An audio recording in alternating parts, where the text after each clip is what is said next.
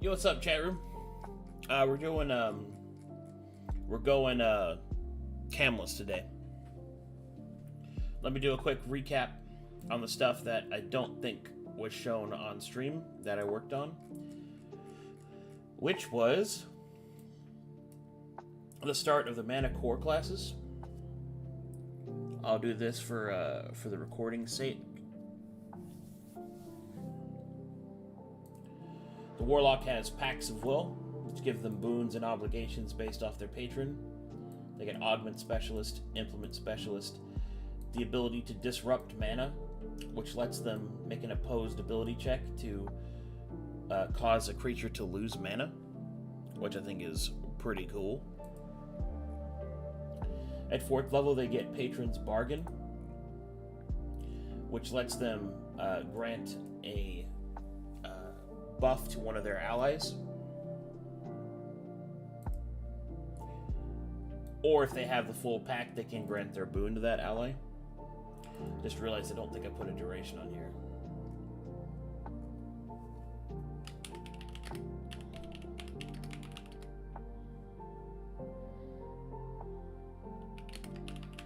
Do 3 rounds. If it, though, they get Woe Weaver, which is essentially reduces the upkeep cost on a number of spells that they have that cause afflictions, so they can have multiple debuffs going.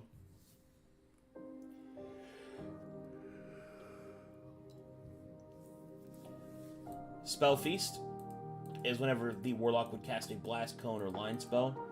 If that spell would afflict enemies, those enemies must make a contested attribute check, and if they fail, they get the effect is treated as if it has mana drain. At 8th level, the Warlock can summon a servant of their patron, or if they don't have the prerequisite pack, they just get the familiar class feature. And at 10th level, they get to transform into a transformation that is listed under their Warlock patron. However, if they don't have the Pacts of Woe feature, they can't choose this on level up, so that means they got to choose one of their other two. This is the first time that I've really implemented a hard requirement of lower level abilities. I don't think I want to make it a common thing, but there are some ability sets that I want you to have to pay into, right? And the Warlock transformation is definitely one of them.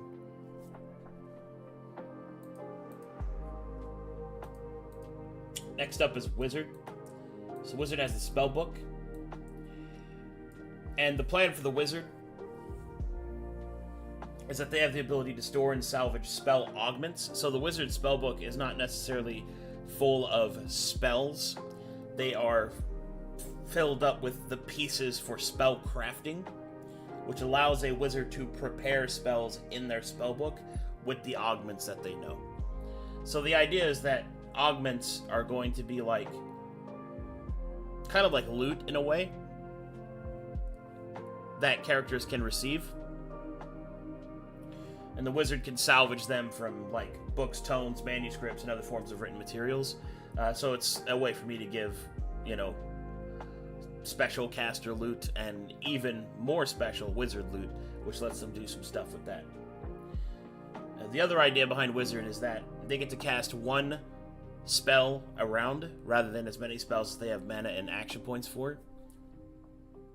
But they get to apply multiple augments to a single spell, whereas most of the time you can only really apply one. So that's the big trade-off, is that wizards can do some heavily augmented stuff with their single spell. They can use spell scrolls.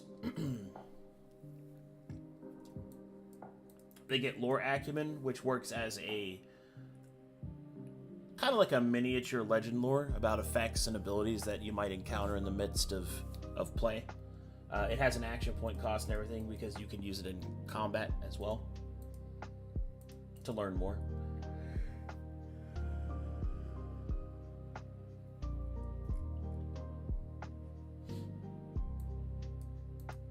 Next up is Spell Specialist, which reduces the first spell augment to a number of spells equal to their sub-attributes by 1. So this makes it to where you can actually effectively add a bunch of those augments more easily. 4th level is Collaborative Study, which means that you can sacrifice your casting setup for that turn to make another caster cast better.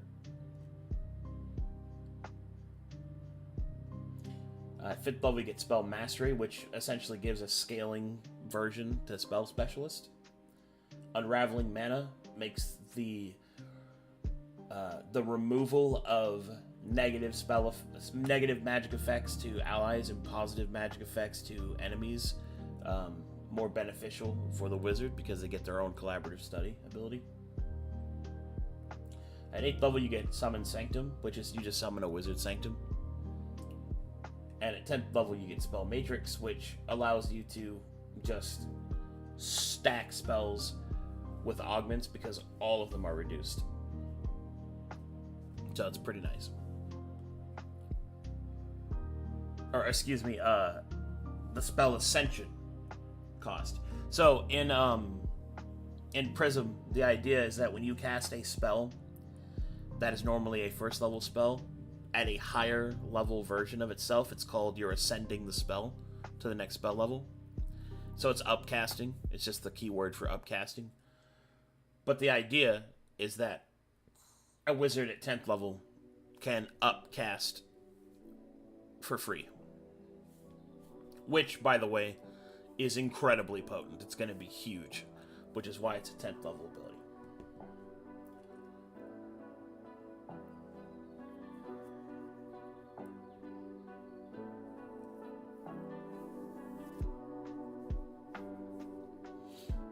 And that's Wizard.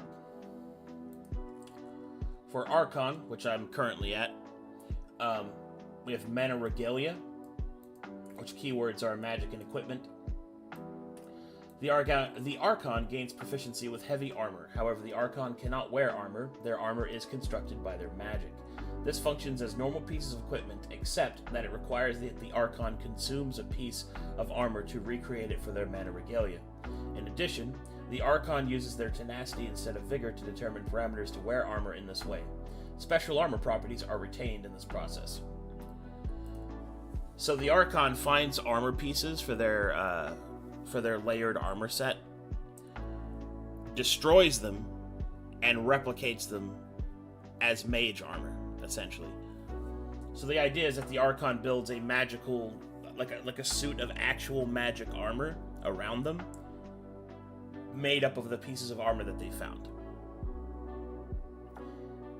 The idea is that the Archon is the wizard tank, which is pretty sick. They get Implement Specialist and Staff Specialist.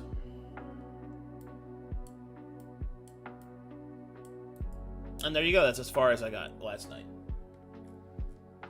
So, we're gonna just gun our way through mana, hopefully finish all of the Mana Core classes today. That's pretty ambitious to do that many, but we're gonna go for it, so.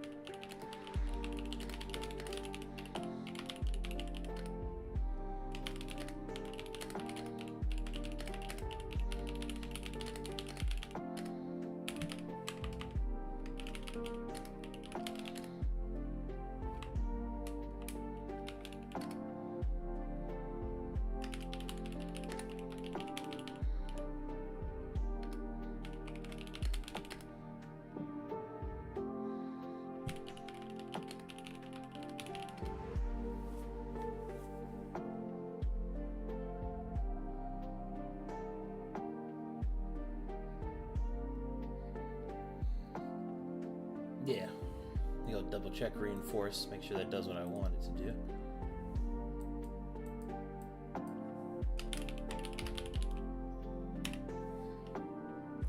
Actually, they'd get warded, not reinforced.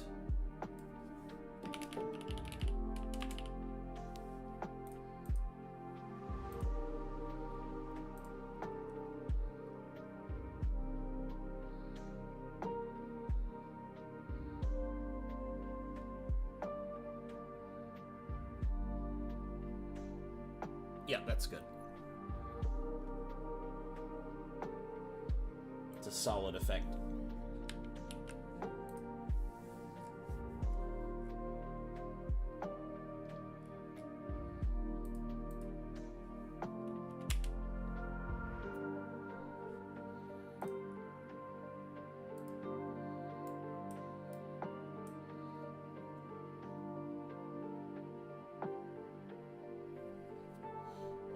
Regalia's Majesty.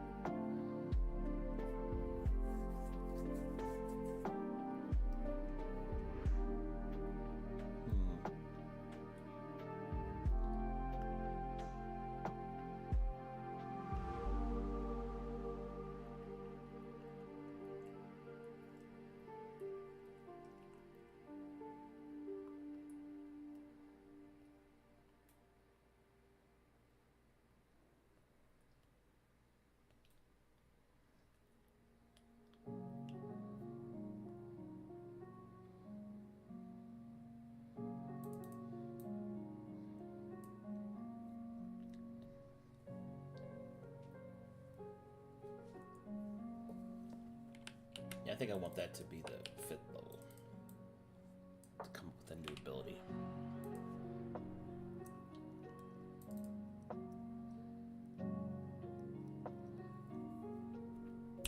I should do something with Withstand, I think.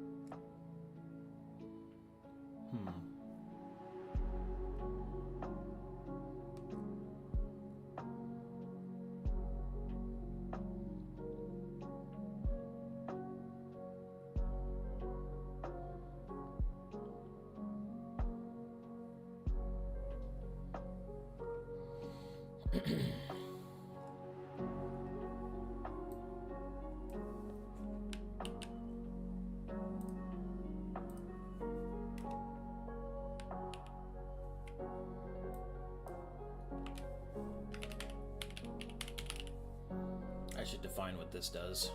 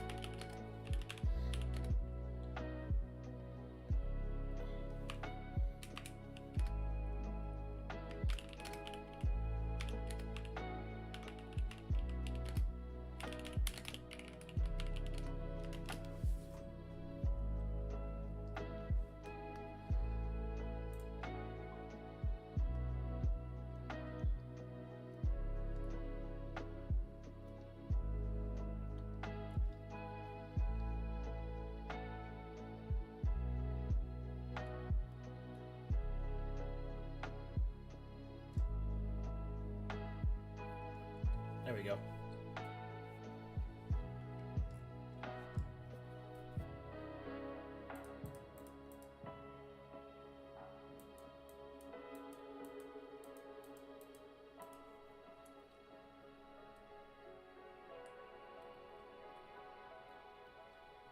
That'll work.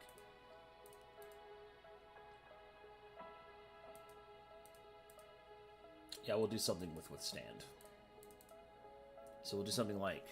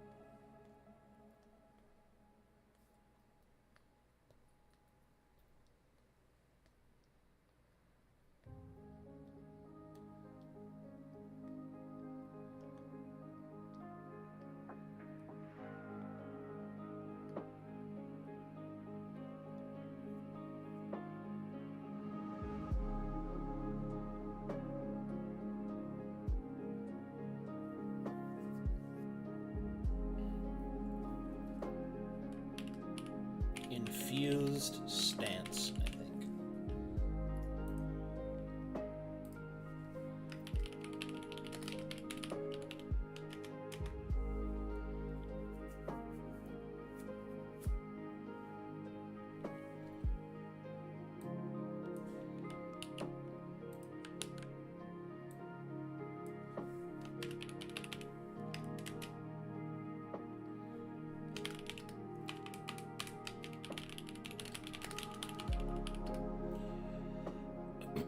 Whenever the Archon would use the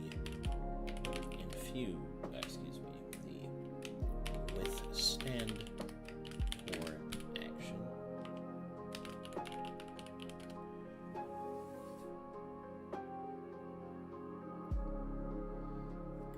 How do I want to do this?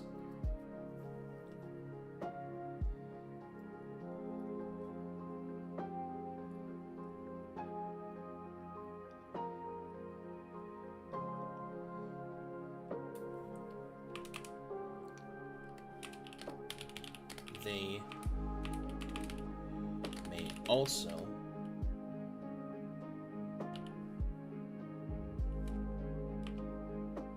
use the channel for action.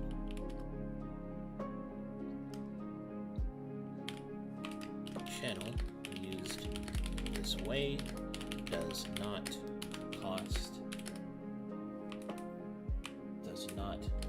have an APC.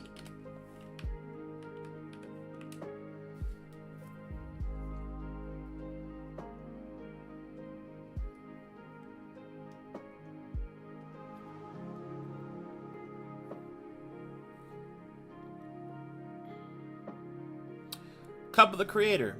Hey Arcadum, it's been a while. I was the JoJo artist back in the day. I don't know if you remember that, but as much as what happened was very devastating, and I don't remind you of those mistakes, but I hope life treats you well, and life guided you in a place of love. In a way, I should thank you for the inspired me to do the art and show me how D&D is fun. Thank you, and I hope you're well. Well, of course I remember you, Kappa. Yeah, the JoJo art that you did was awesome. I always thought it was really, really something to see. As for everything else, things are going really well. Yeah, I mean, it's, you know, I rebuilt the community. There's people in there. We're hanging out a lot. I'm making a brand new tabletop system. I had 2 years of a full D&D project that I finished called Corvanus, and then I had another one about another year and a half or so in Conflux. So we went to 2 other continents, and now I'm preparing for the next continent. And you're not the only one that's come back. Like, I've had quite a few people come back, actually, from the before times. Recently, Mop came back, another artist, so. And we have once again, we have a full artist team, people helping me, like, it's basically the same thing as it was from then. So. Thanks for the kind words. Hope to see you around.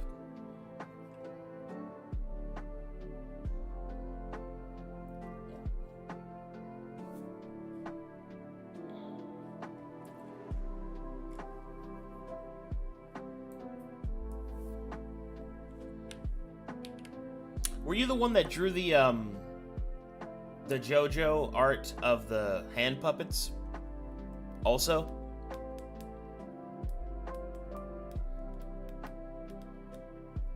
Or was that someone else? No? Okay.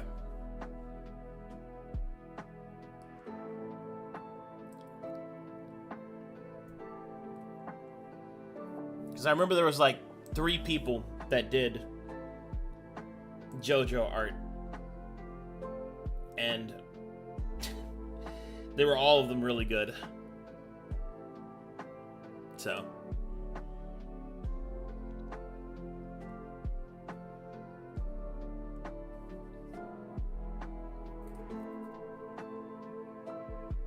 Yeah, it's really heartening. Oh, you did the Donkey Moist ones? Oh, okay. Yeah. I wonder if I have those somewhere. They would have been on the old wiki, but the old wiki was deleted, so I had to make a new wiki. Yeah, I lost a lot of the art from then.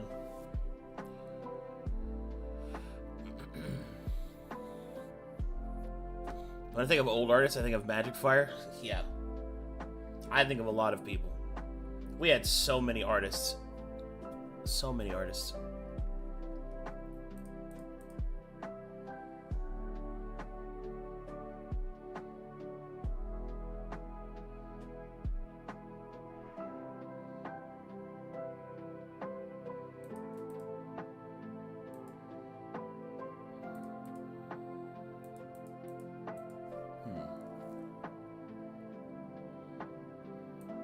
This is good. Also combos with that.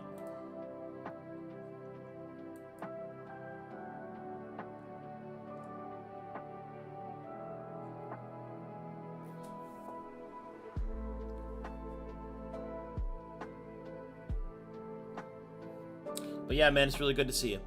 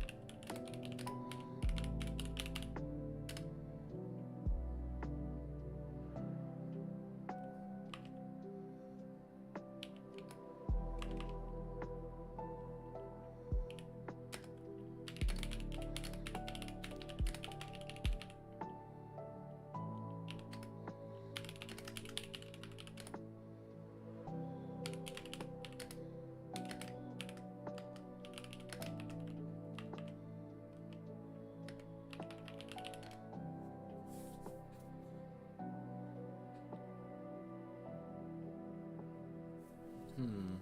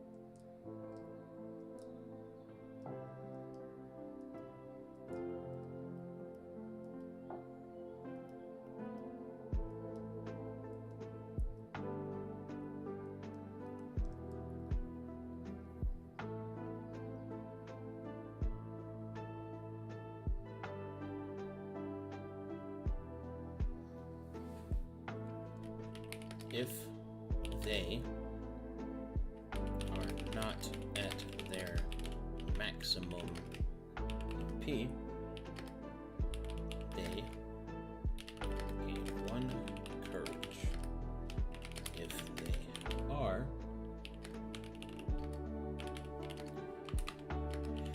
choose to spend all of their MP, if they do, they deal 1d6 force damage to all enemies within 10 feet.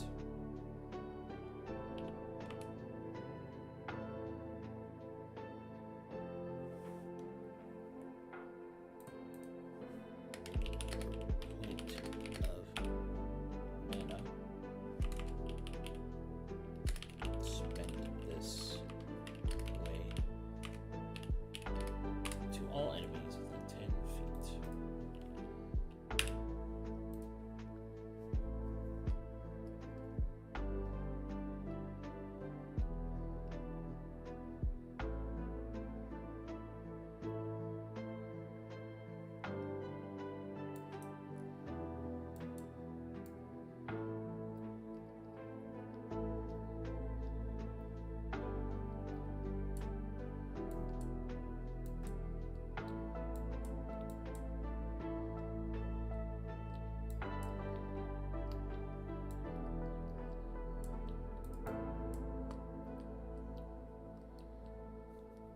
I think that's good.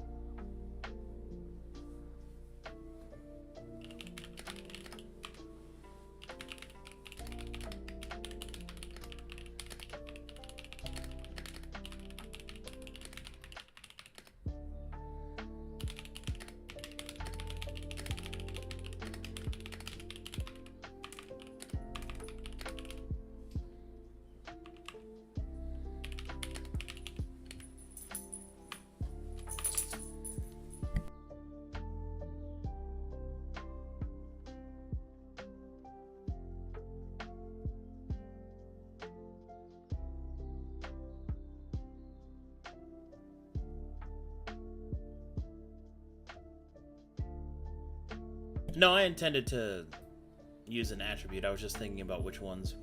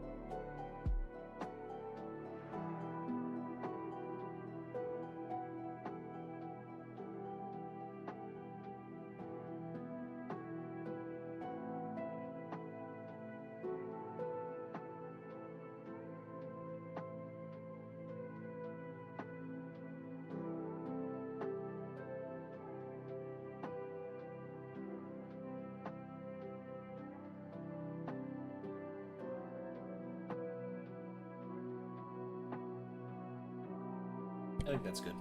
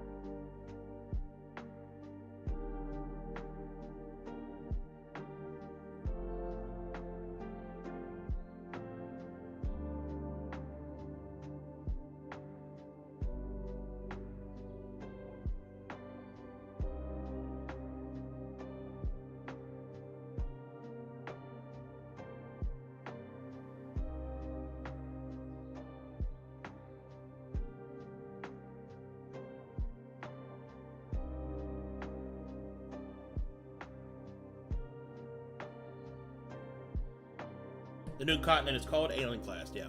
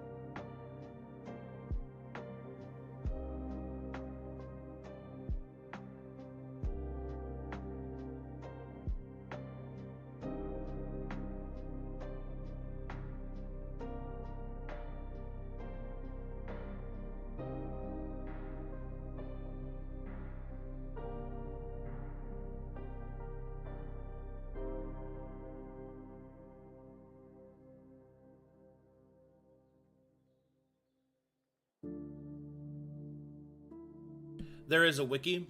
It's got all the current information up to date, but I'm still working on all of it, so.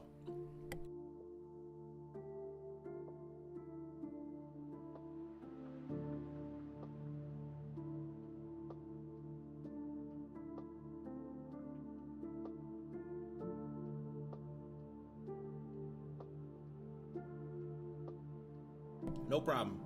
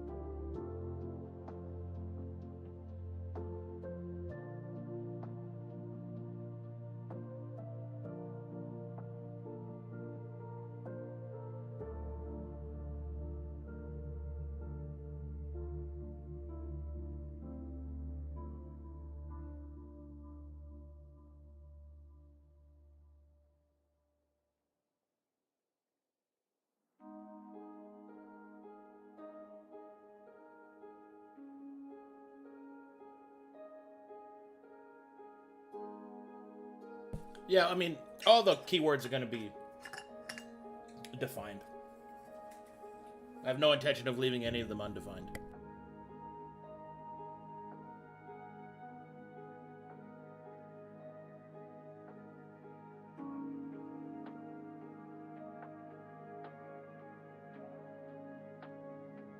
Well, guys, that's going to be spells. So I'd want to give them something that is not easily replicated through spells or is more efficient than its spell version.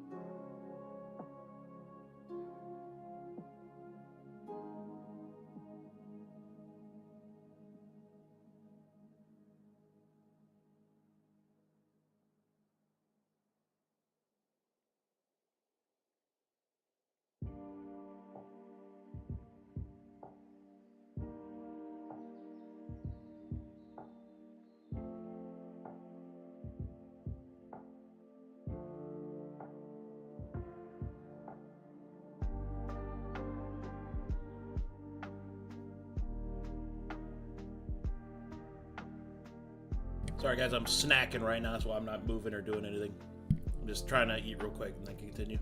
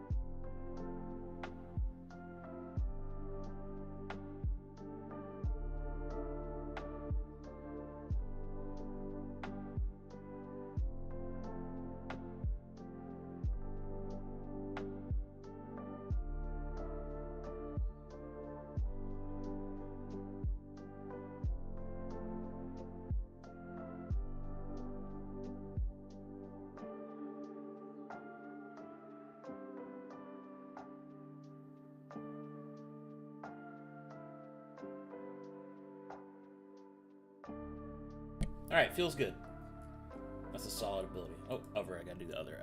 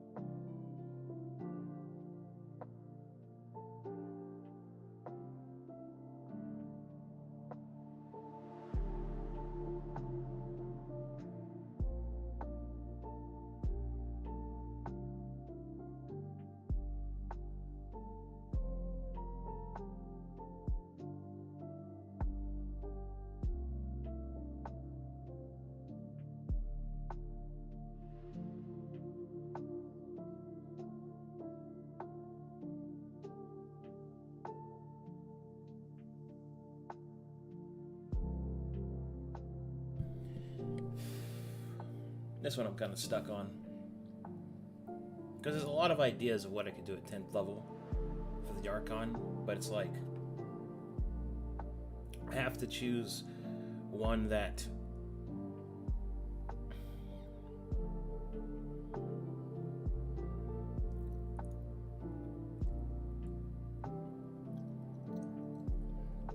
I was thinking about doing something like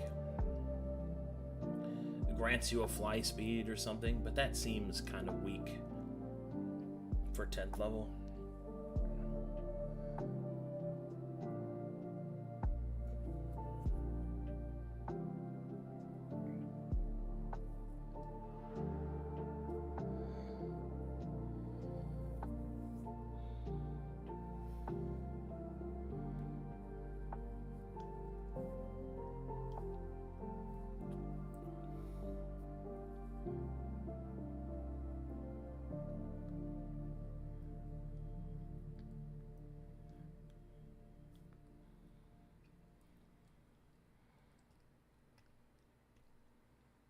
Yeah.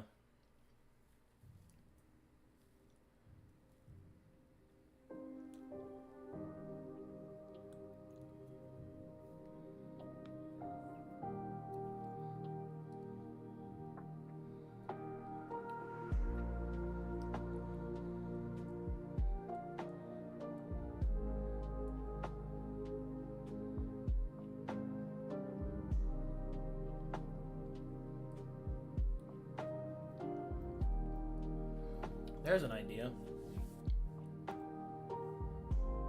I could do a thing where the Archon is a spell reservoir and other casters can use their mana points to cast spells.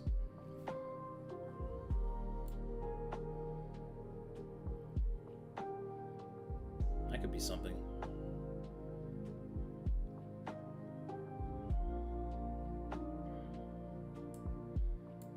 But as a capstone, especially since, you know, what if I want to do that with something else later? Let me take a quick check.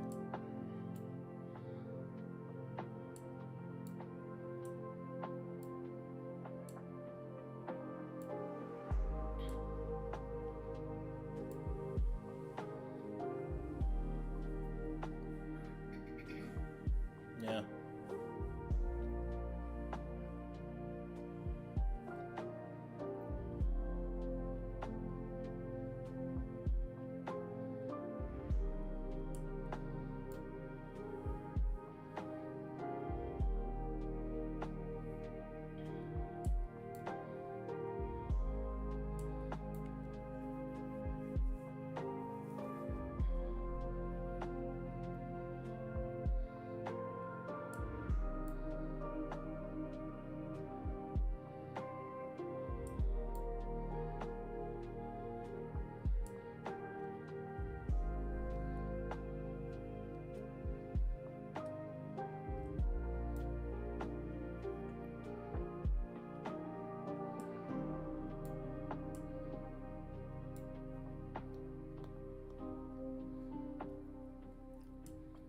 I don't actually see something in mana that does something like that, so yeah, I think maybe I'll just do that. That's a decent capstone.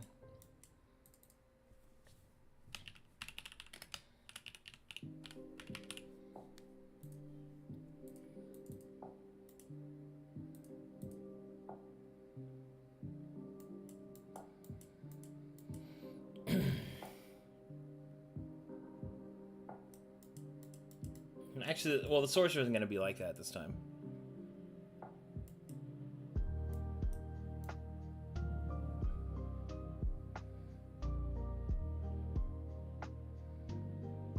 The sorcerer is going to, where the wizard is about casting one very optimized mega spell, the sorcerer is going to be about casting a lot of spells as quickly as possible.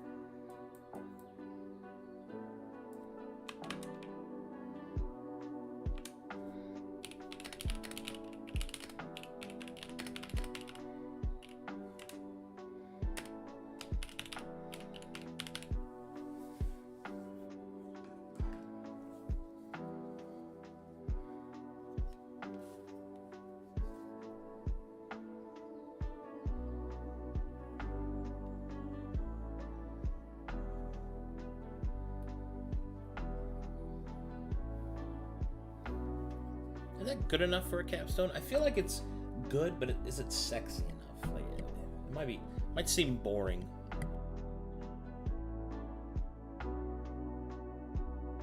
I suppose it's not, because it combos well with the Regalia's Majesty. You just explode for possibly 10 mana. That's not bad.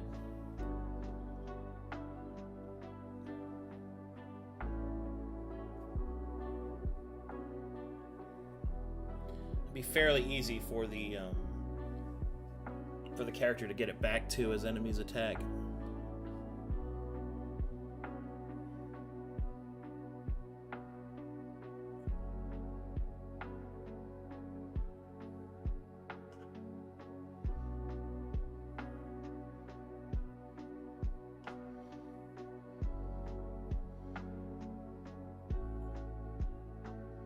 I don't think that's boring, because it can still do stuff on its turn. Because it can just choose not to use all of its action points. It's true.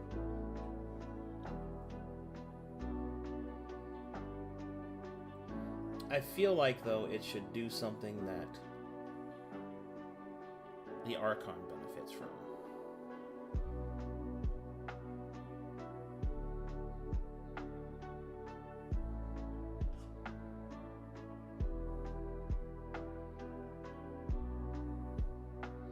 Saturated.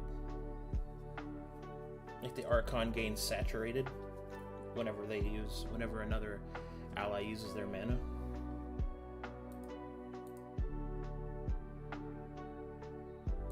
But then again, is that too much? Because that's not really costing the Archon any of their mana.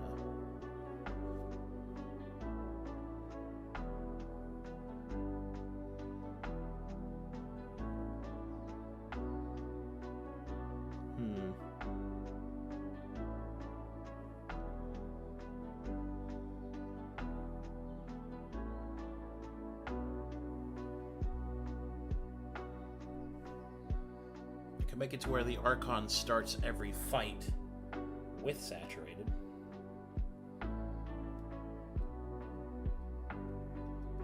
Yeah, because saturated takes down,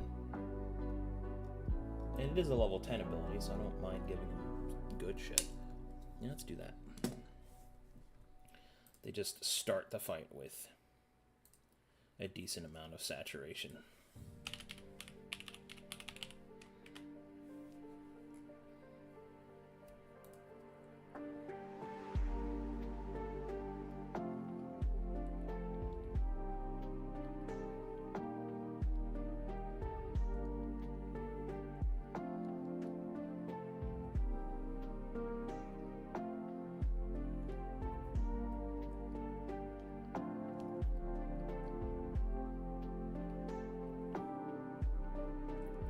Let's give them saturated 5. The Archon starts combat. Imbue with tier 1. There we go.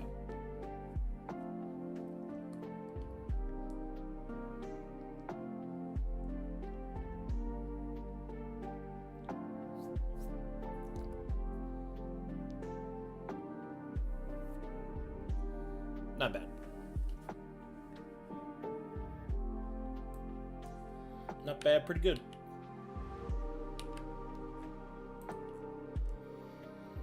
Okay. Archon's done. Invoker time.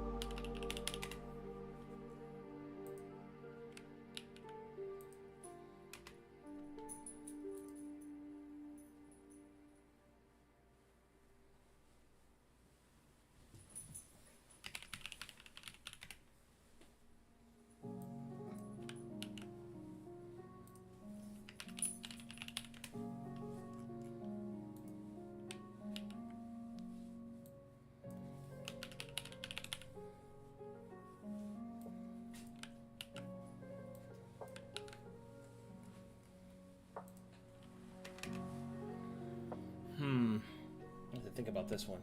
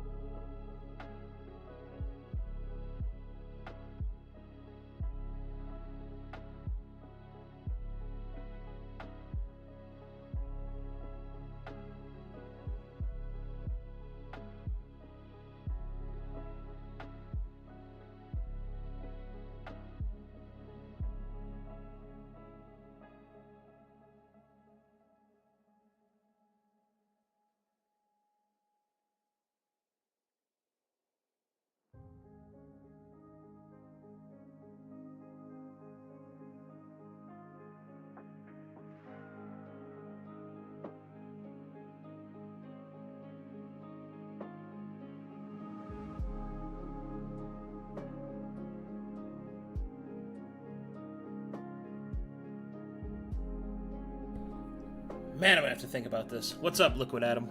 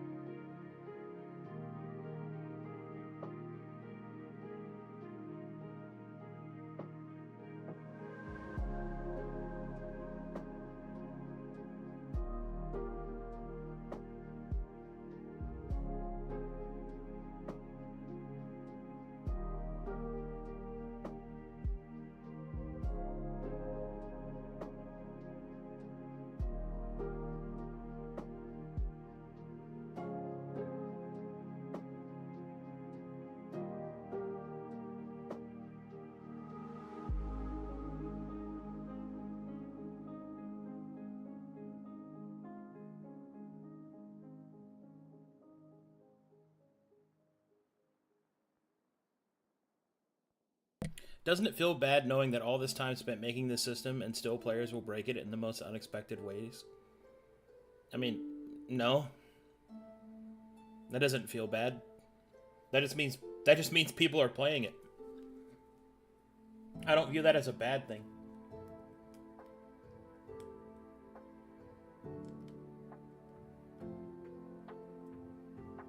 People won't try to break something that they don't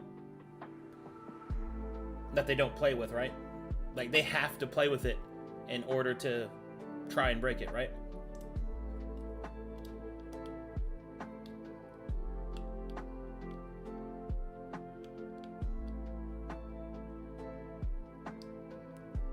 And furthermore, that's my job, not the player's job, right? To ensure that it can be broken as little as possible.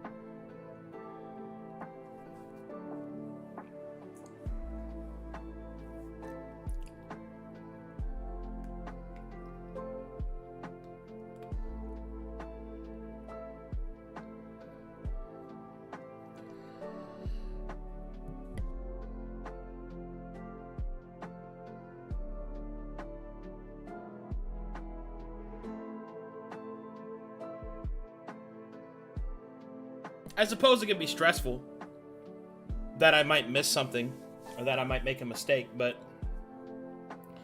that's also the human existence, so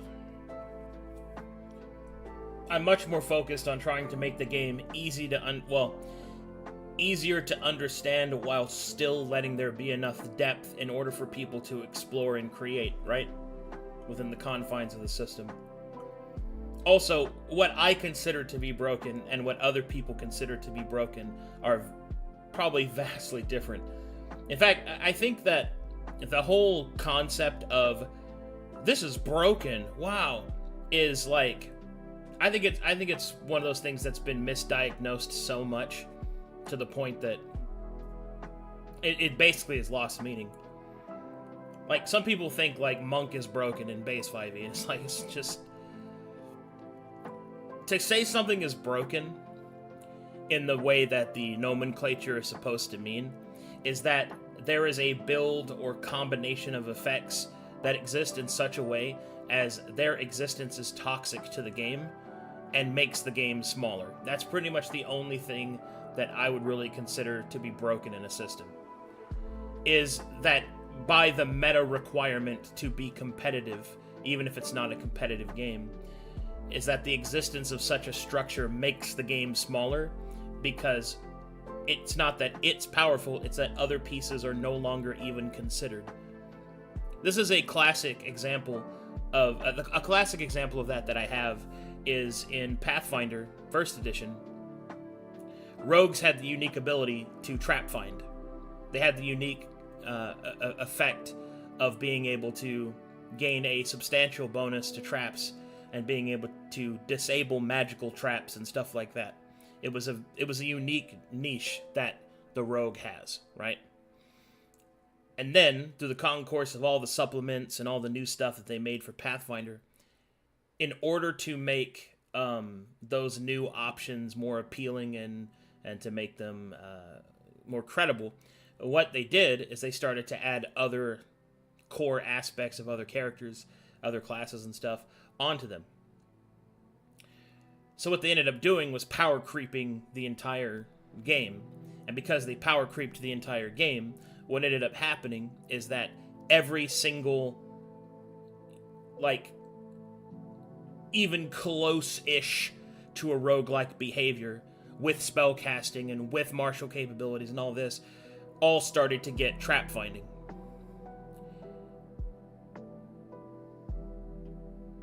And so, because of that, Rogue, the base Rogue, essentially lost its class identity. That I would consider to be broken, because by adding options, you remove more options.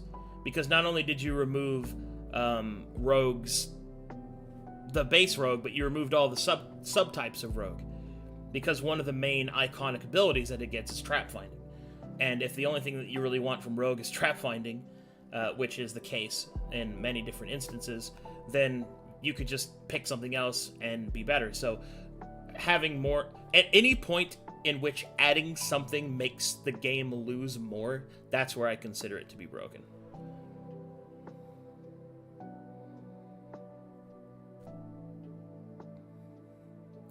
Yeah, I didn't mean bad in that way, just all the face palms when realizing all the oversights. Well, yeah, I mean, people are going to see stuff that I missed.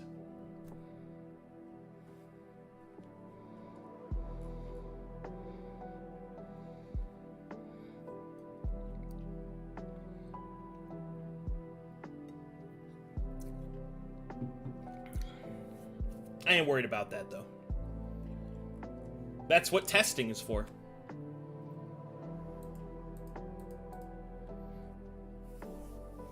The thing I'm really struggling on is what I'm going to do for Invoker.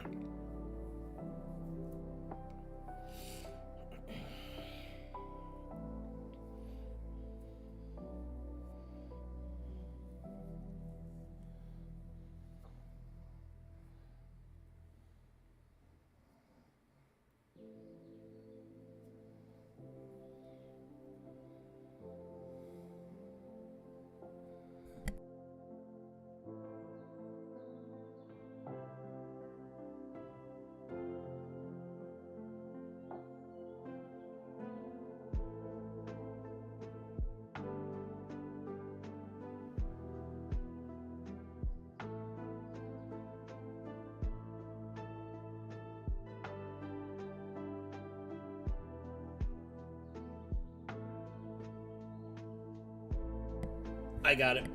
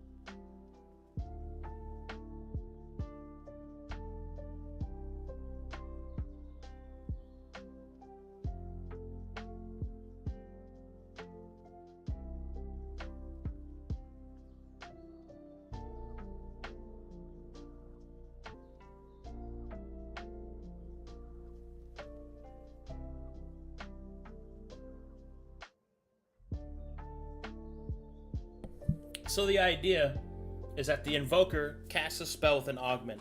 That augment lingers in a square. They can't cast spells in that square, but if they move to another square that's adjacent to it, and they cast a spell with an augment, they get to, well, they cast a spell. The augment that they're adjacent to is expended and applies itself to that spell for free. So they can essentially stack extra augments. And then later, they get Aetheric Combination, which means that they can cast spells in different squares that are adjacent to each other, and then choose to cast a spell that consumes all of them in a combination. So, kind of like Wizard, they stack up augmentations, but instead of conserving mana until they do it all at once, the Invoker casts spells and stacks it up based off of positioning. I think that's good.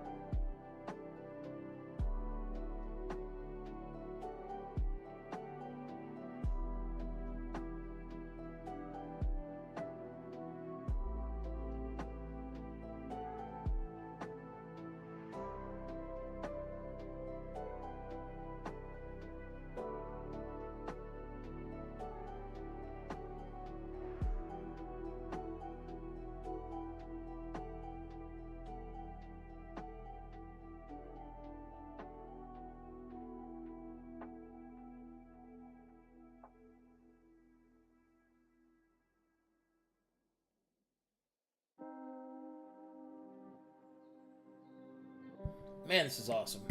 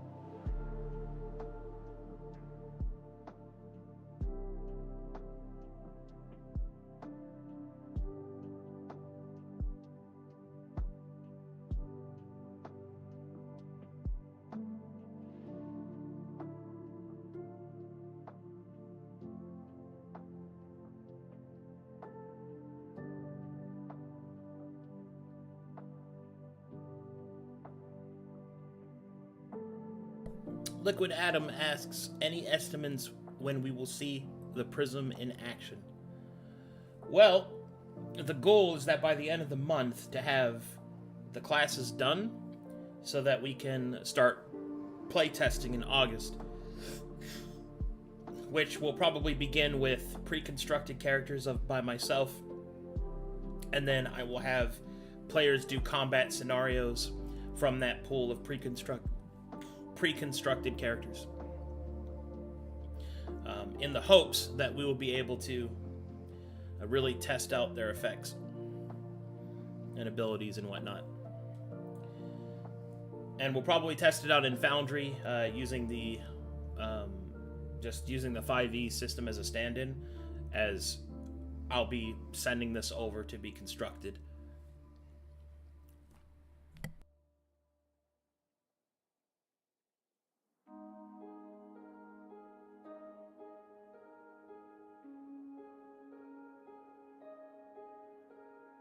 Also, Twisted Mushroom, thanks for the resub.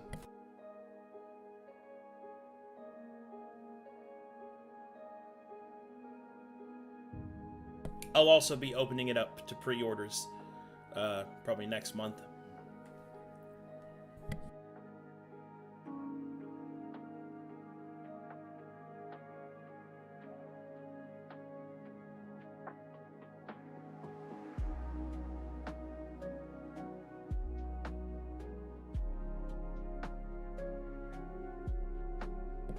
Soon.jpg, guys.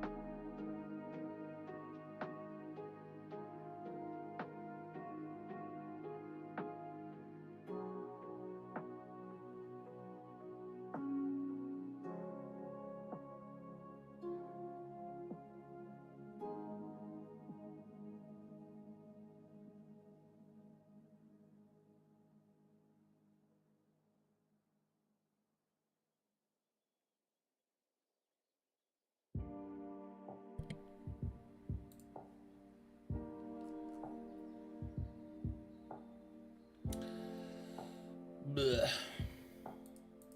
Okay.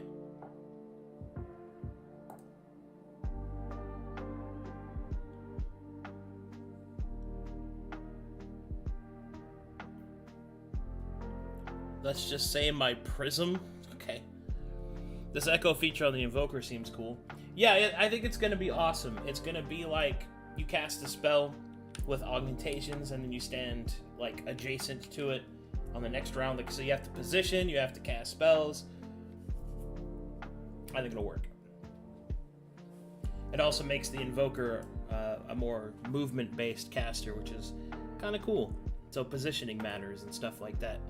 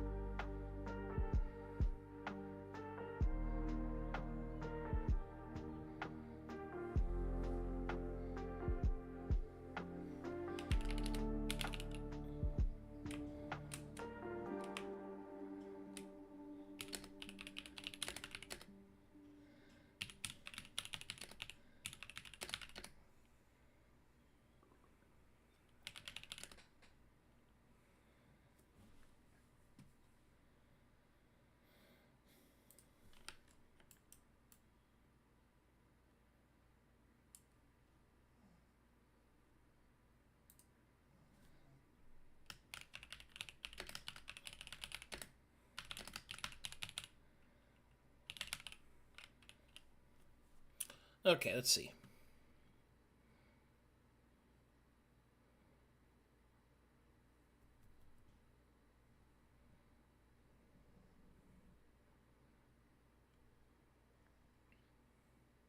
Oh, my tunes are gone.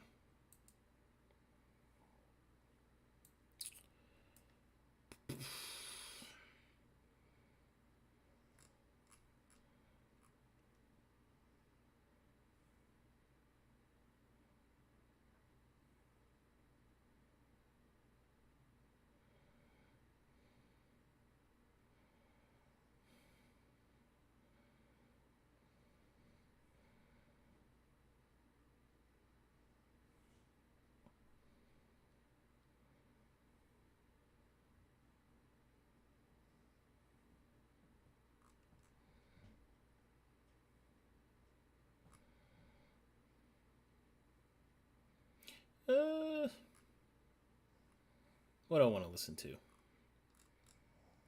Let's do...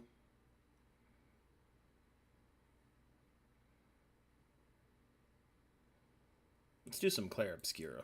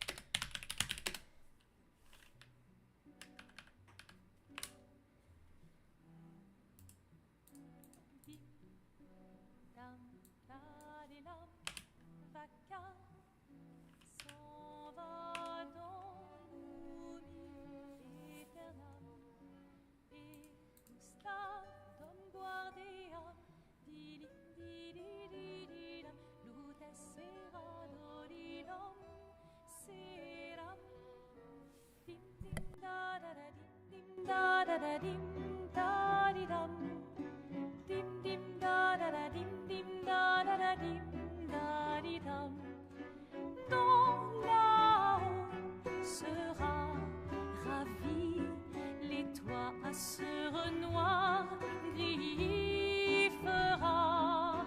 Clair, obscur, trouble de rature, couvrera effet. Clair, obscur, bordé aux peintures, trouvera sans elle. Clair, obscur, trouble de rature, couvrera effet. Clair, obscur, bordé aux peintures, trouvera sans elle. Ô clair, obscur, trouble, rature, clair, obscur, guardé aux peintures.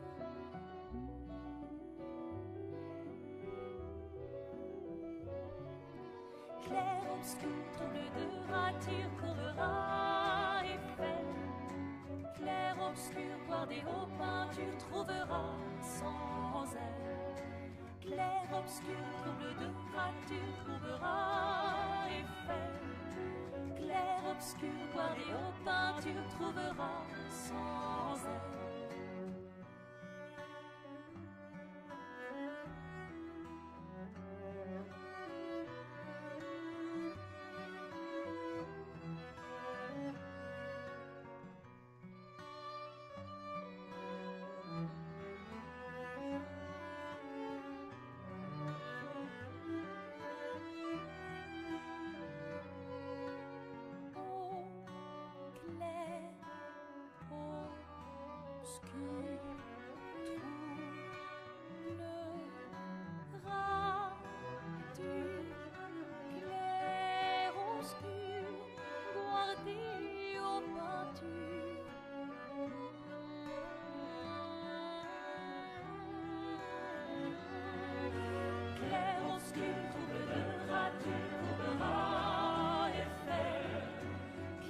Obscur, guardé aux peintures, trouvera sans elle. Clair, obscur, trouble de rature, couvrera effet. Clair, obscur, guardé aux peintures, trouvera sans elle.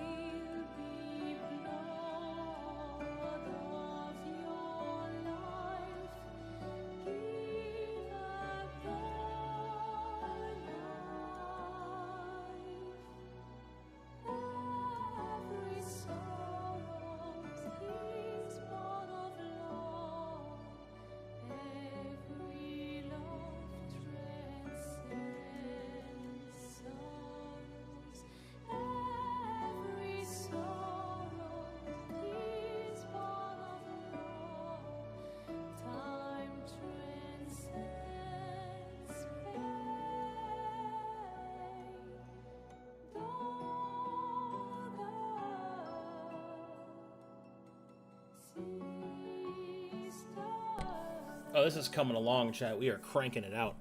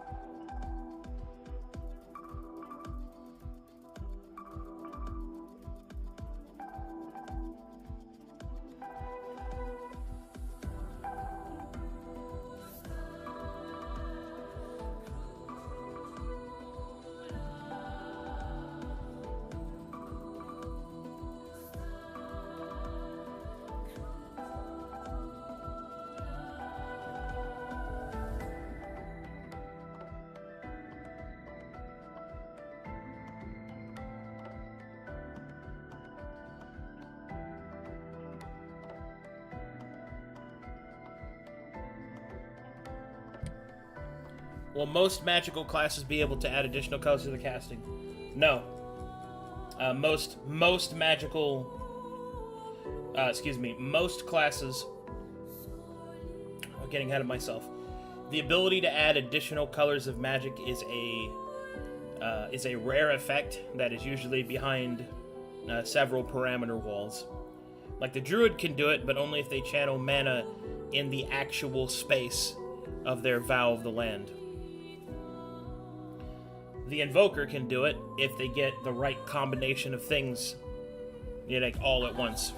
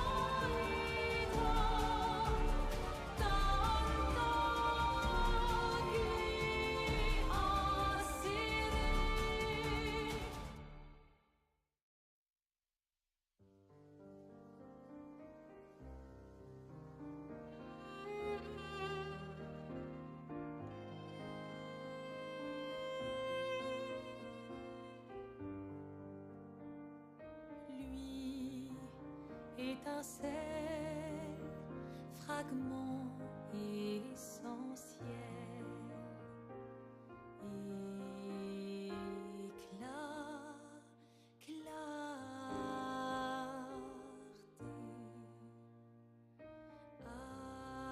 ardent regard vigilant, heure du néant, universel, acquisistentiel, splendeur de l'arc-en-ciel, sentinelle, va-et-vient rétinien, sereine ton arrêt assassin, libre le vent, délivre ton cœur, aérienne ton élan et sans peur.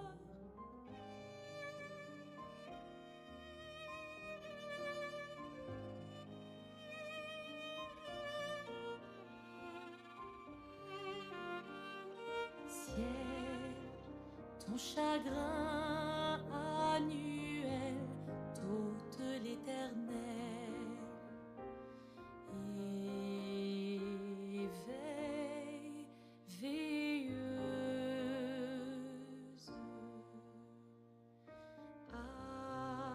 attends la toile s'efface dans le temps, universel, acquisistentiel, splendeur de l'arc-en-ciel. Ciel, autrefois tu écoutais nos voix, à présent notre absence témoin. Cri, chanterie, chute sable du temps, poussière libre, âme du néant.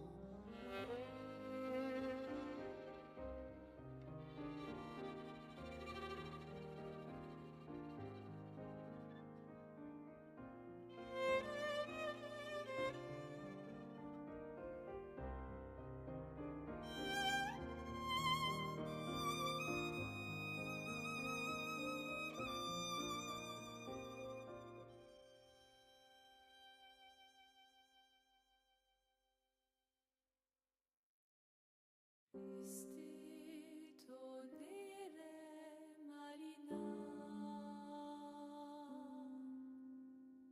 este linaje soledad,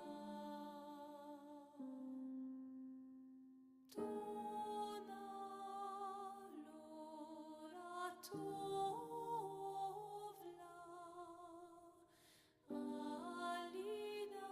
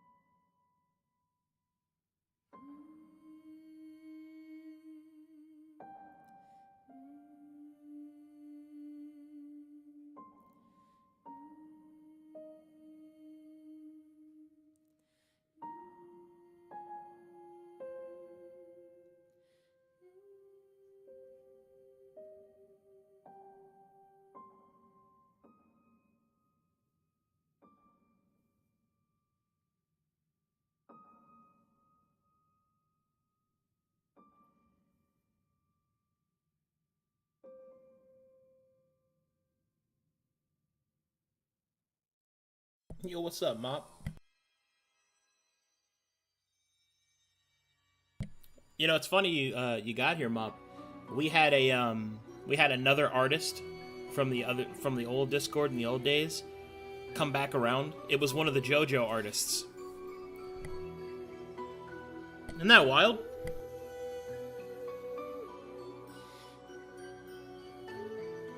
You know, one of the artists that used to draw everything like JoJo.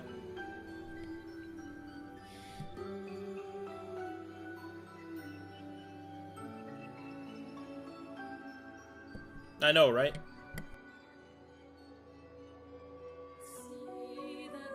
I think their name was Kappa. Yeah.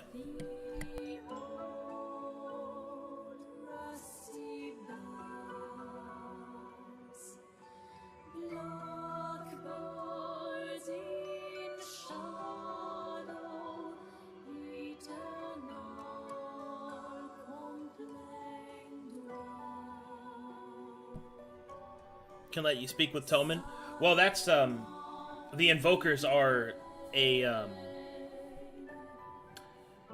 changeling casting type. That's where they originally came from, so.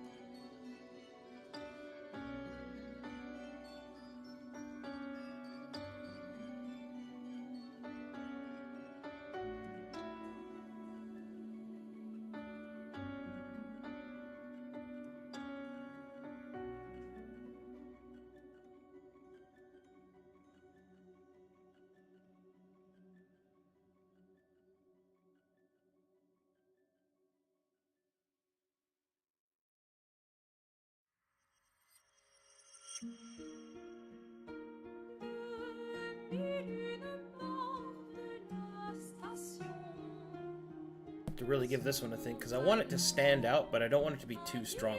Because I think a fully echoed out Invoker, like with a full 4 rounds of setup, is gonna fuck people up, right? I do think it's comparable to the Wizard's one big spell, because it does take a lot of setup. It requires movement and things like that.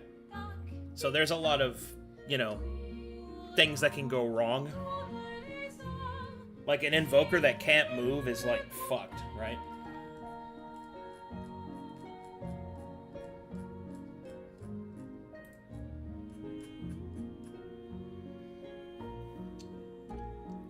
Yeah, because Wizard gets free upcasting. The Archon is a mana battery, which is very nice. So I should do something.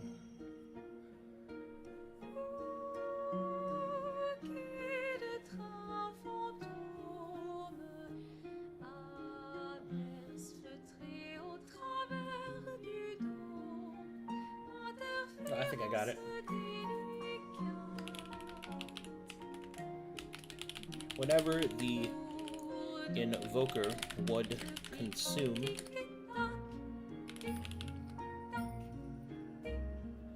their echoes,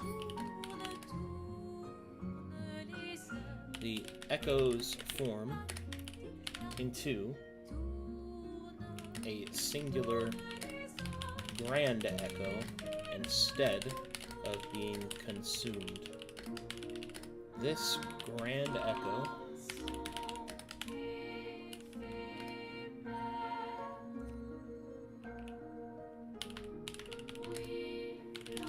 spell augments contained within it to all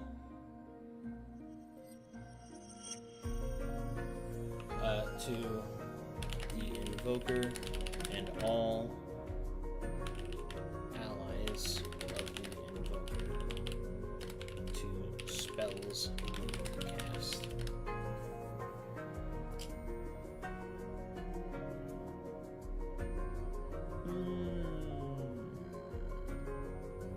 No, I can bet no.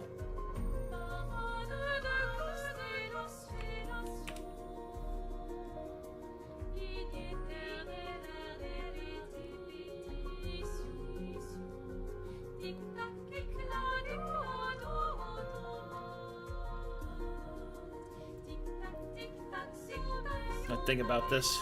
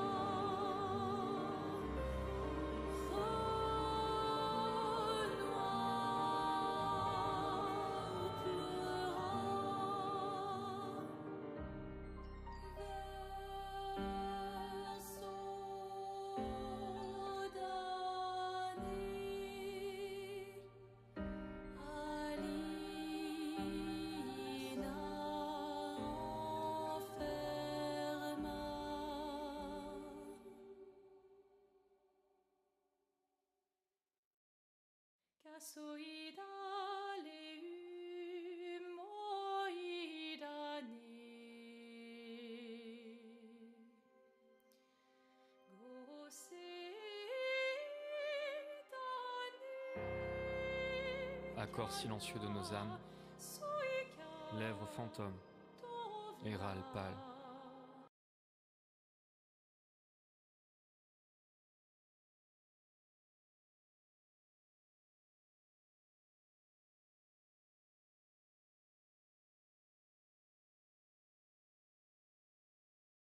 s'éteint.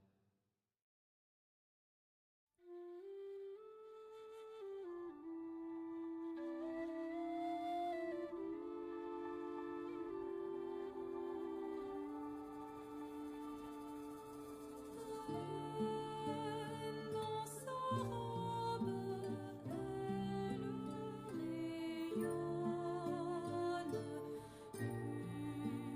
rayonne, lumière de velours. Dans sa robe de jour feutrée, elle dessine mouvement parfait, douceur de l'âme, elle chante souffle calme. That's a lot of setup, but I think if you can do that, you get some shit done. You can also shift it onto an ally too. Allez enchanté par la grâce et la beauté, merveille du jour. Dans sa robe d'amour animée, elle vit monde réjoui, beauté, douceur de l'âme, elle chante souffle calme.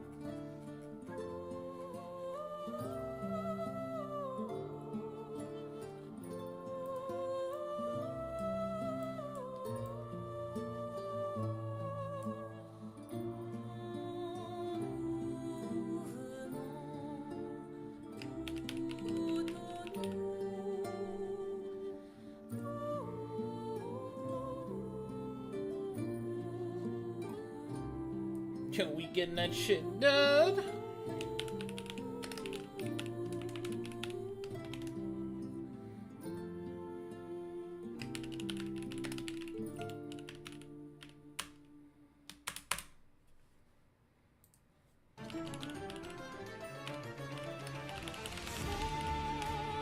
Oh, I love this song.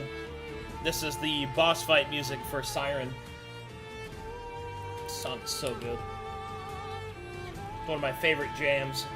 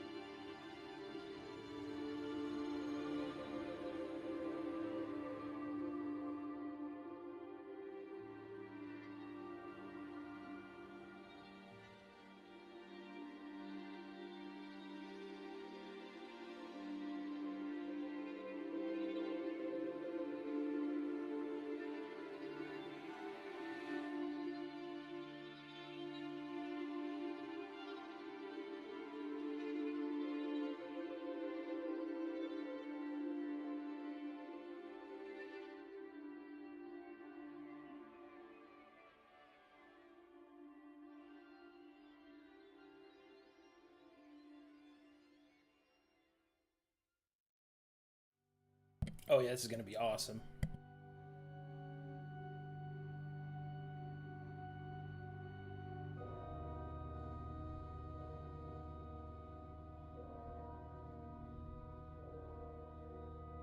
Gone away, empty are this chamber that used to be tweezers,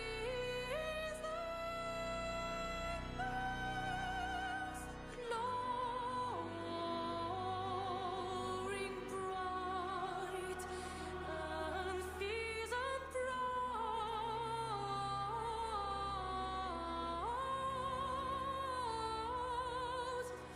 Glowing bright and fierce and proud.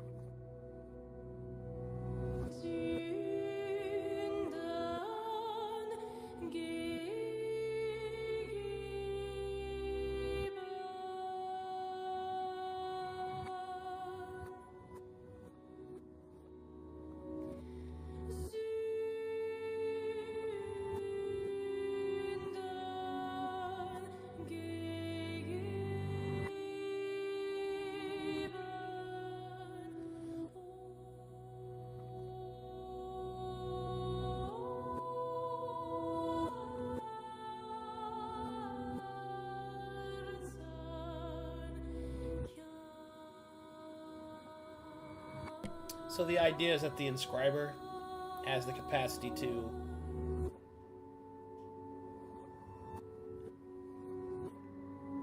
probably going to have it to where they can make scrolls in the middle of combat. Gonna figure out how to do that though. Yeah. I'll think about it.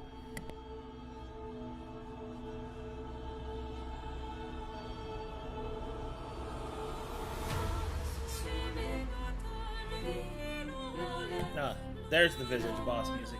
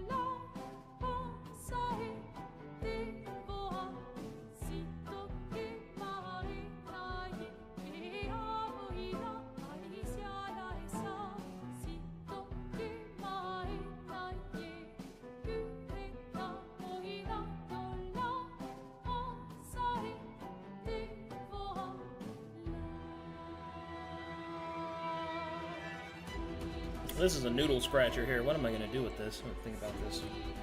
Because I want them to be able to use scrolls and all of that. But scrolls don't cost mana when they're cast. So what is the inscriber going to use their mana for? I have to think about it for a second. I need something jammier. Give me oh, Clement, yeah. Give me the boys. Give me some dwarf music, that'll help. Think about this.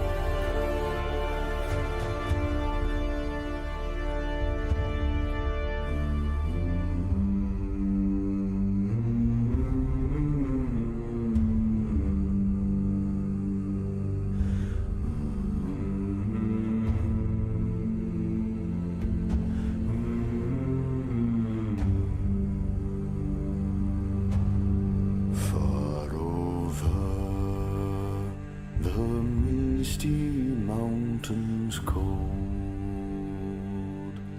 to dungeons deep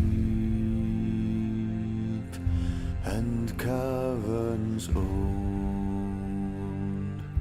We must away ere break of day to seek the pale enchanted gold. The dwarves of yore made mighty spells, while hammers fell like ringing bells. In places deep, where dark things sleep,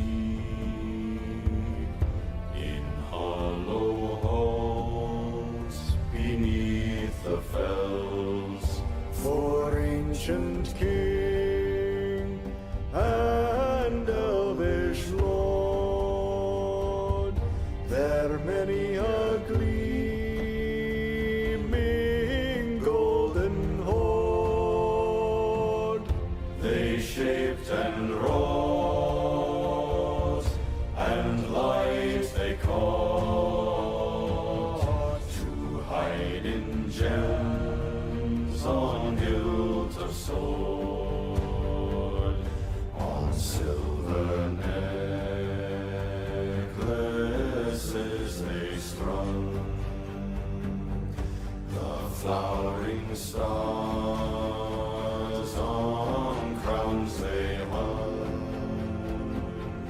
the dragonfly in twisted wine. They meshed the light of moon and sun.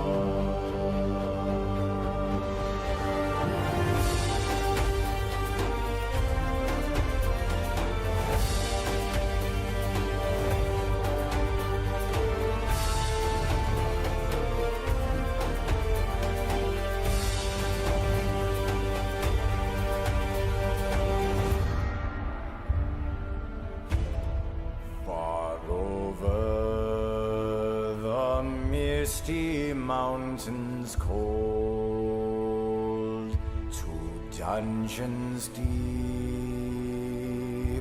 and caverns old, we must away ere break of day to claim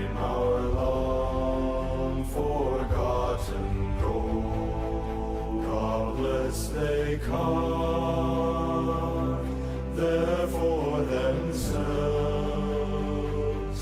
and harps of gold, where no man dwells.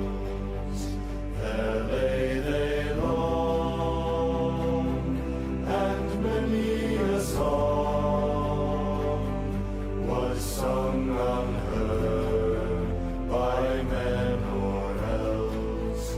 The pines were roaring on the heights, the winds were moaning in the night. The fire was red, its flaming spread. The trees like torches blazed with light. The bells were ringing in the dale, and men looked up with faces pale. The dragon's eye, more fierce than fire, laid low their towers and houses frail. The mountains smoked beneath the moon. The dwarfs they heard the tramp of doom. They fled their hold to dying fall beneath his feet, beneath the moon.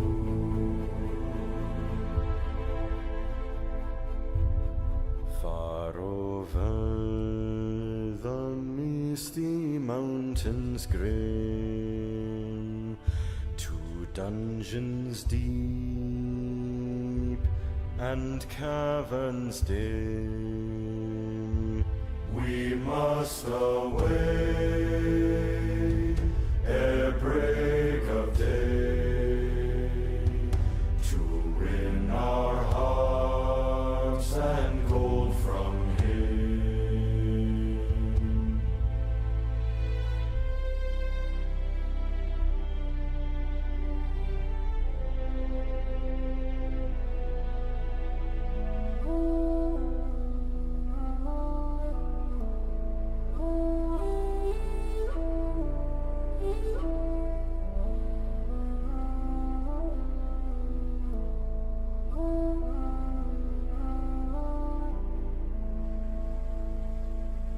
The wind was on the withered heath, but in the forest stirred no leaf. Their shadows lay by night or day, and dark things silent crept beneath. The wind came down from mountains cold, and like a tide it roared and rolled. The branches groaned, the forest moaned, and leaves were laid upon the mold. The wind went on from west to east, all movement in the forest ceased. But shrill and harsh across the marsh, its whistling voices were released. The grasses hissed, their tassels bent, the reeds were rattling, on it went, or shaken cool under heaven's cool, where racing clouds were torn and rent. It passed the lonely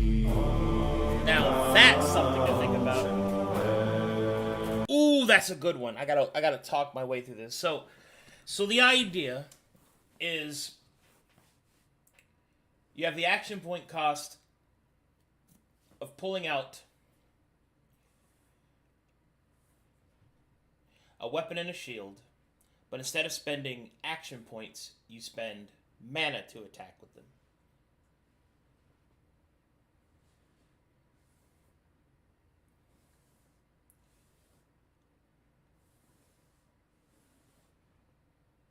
Yeah, I think that's good. I mean, obvious, I make it to where that only the inscriber could use them this way. I don't want them to hand them out to people. But I think that could lead to some interesting stuff, because it's like you can either choose to cast the spells, like expending scrolls and stuff, or you could choose to just use the sword and shield of the scroll, using mana to attack, and then using your action points for channeling, probably.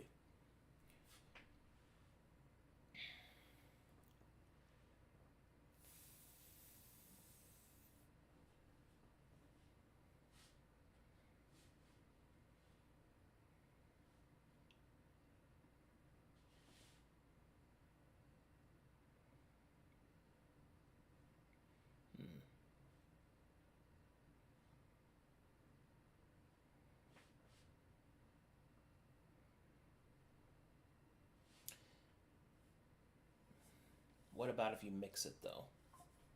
What do I do then?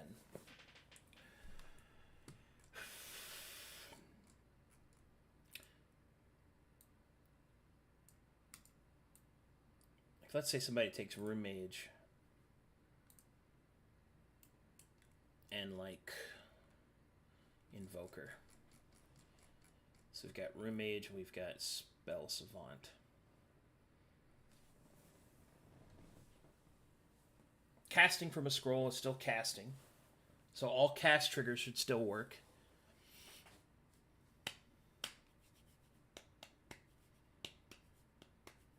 Can't apply augments to a spell scroll normally, but if you're an inscriber, you can. So all that shit works.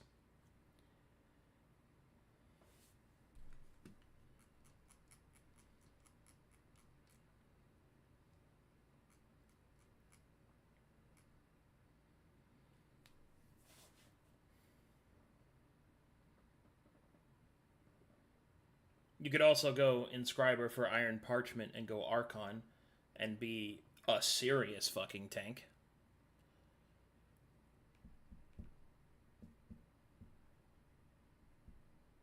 And it also says may use mana instead, so you could just use action points as well. Now, should I change may to must?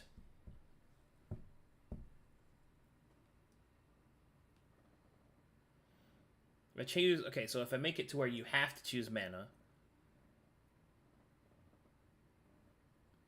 yeah, so if I did that,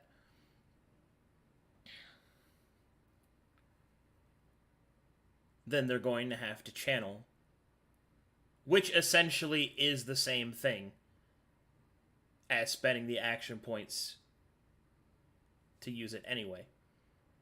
Except, I suppose, that you could set up for a round. Or use features that... Yeah. I think I still want them to be able to use action points to attack with them, though. Because what if they want to save their mana to cast it? To empower a scroll, right? Or to... Basically, the real problem I'm running into is if you are an inscriber and you take Rune Mage, can you cast magic without using a scroll? The design is that if you get Rune Mage, you can't cast spells except through scrolls. But does that actually function with these other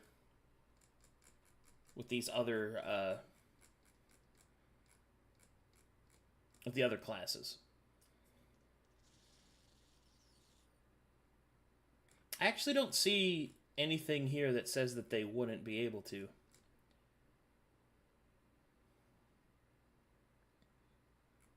Yeah, I think that works, actually. Oh, hold on. A wizard inscriber. Let's see. Well, they can still only cast one spell around. But this means that the wizard's big spell that they add multiple spell augments to is still just a scroll. It doesn't cast them any... I suppose that would be a really good combination. Like an inscriber wizard would be an even more powerful single big spell caster, but I'm also okay with that.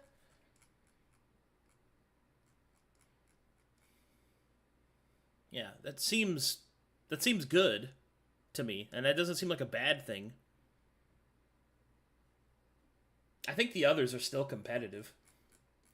Like Archon is if you want to fucking really stack your defenses.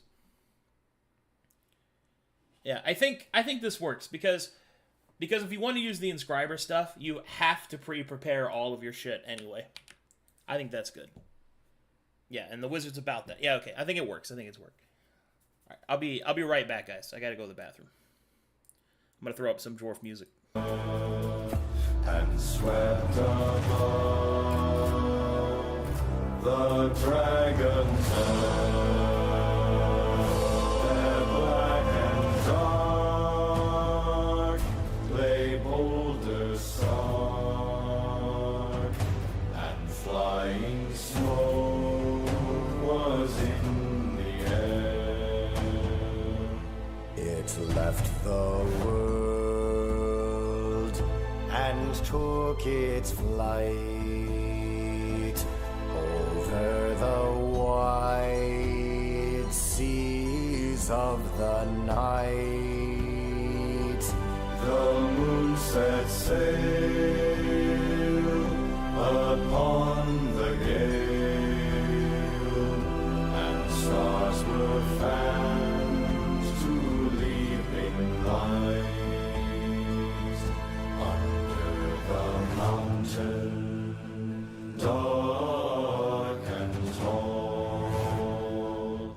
The king has come unto his hall. His foe is dead, the worm of dread, and ever so his foes shall fall.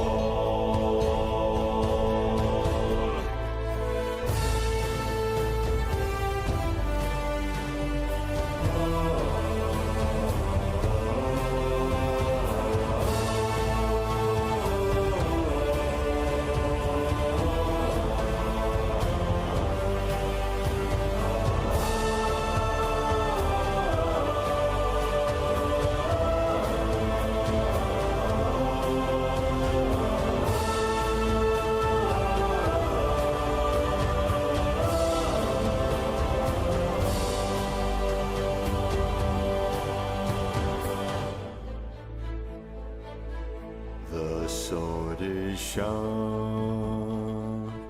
the spear is long, the arrow swift,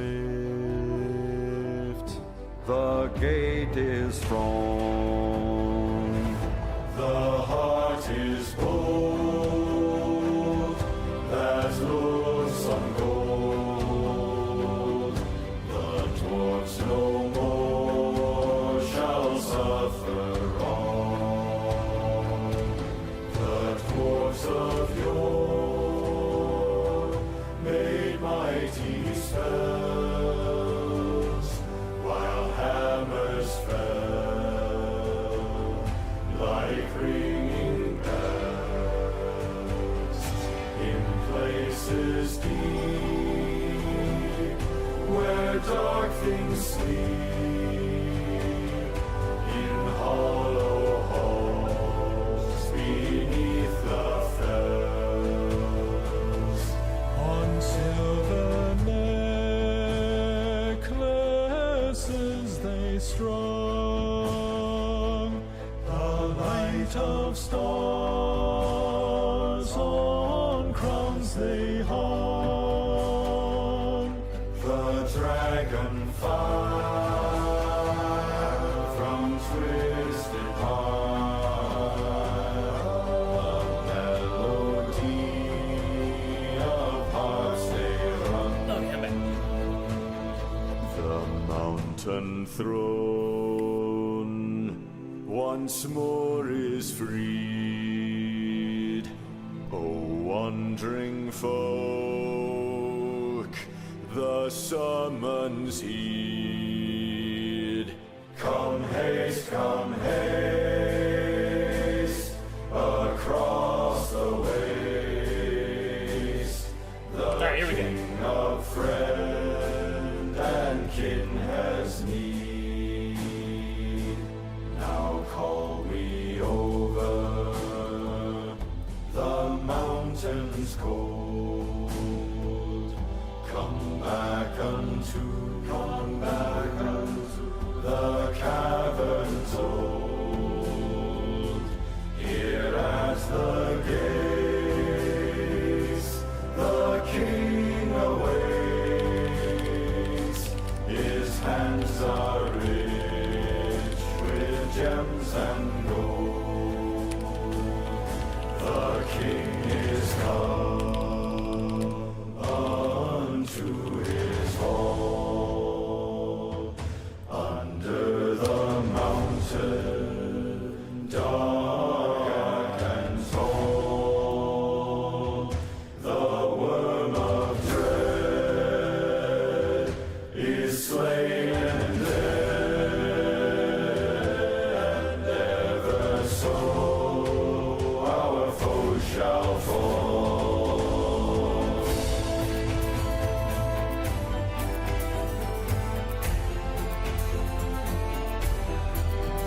The Lord of silver fountains shall come into his own.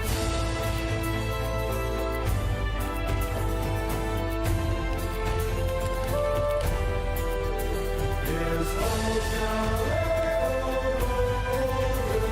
to songs of glory sung.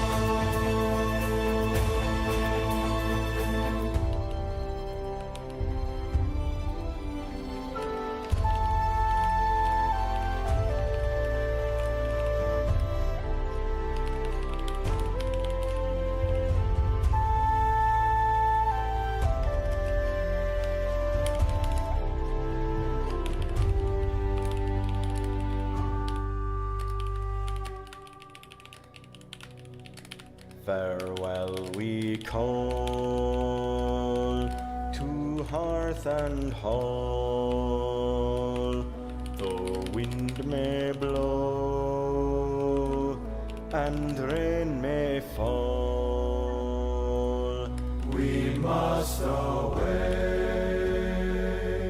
ere break of day, far over wood and mountain tall, to Rivendell, where elves yet dwell, in glades beneath the misty fell. Through moor and waste we ride in haste, and whither then we cannot tell. With foes ahead, behind us dread, beneath the sky shall be our bed, Until at last our toil be past, our journey done, our errand sped. We must away, we must away. We ride before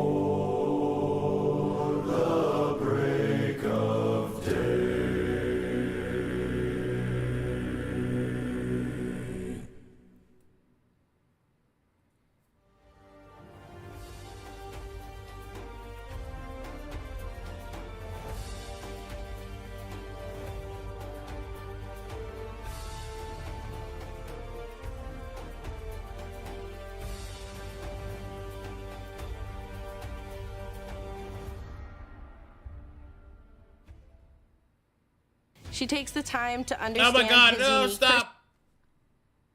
Jesus. Christ and fuck. Goddamn commercials.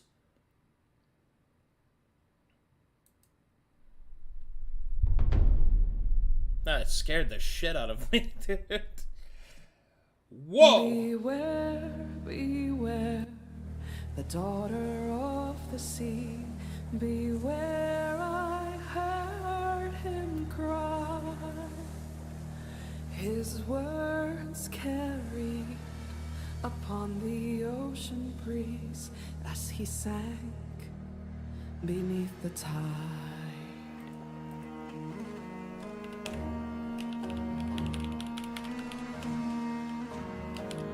Those blood-soaked shores of Calendor, where sailors fought and died, the admiral fell at their amour because she left his side.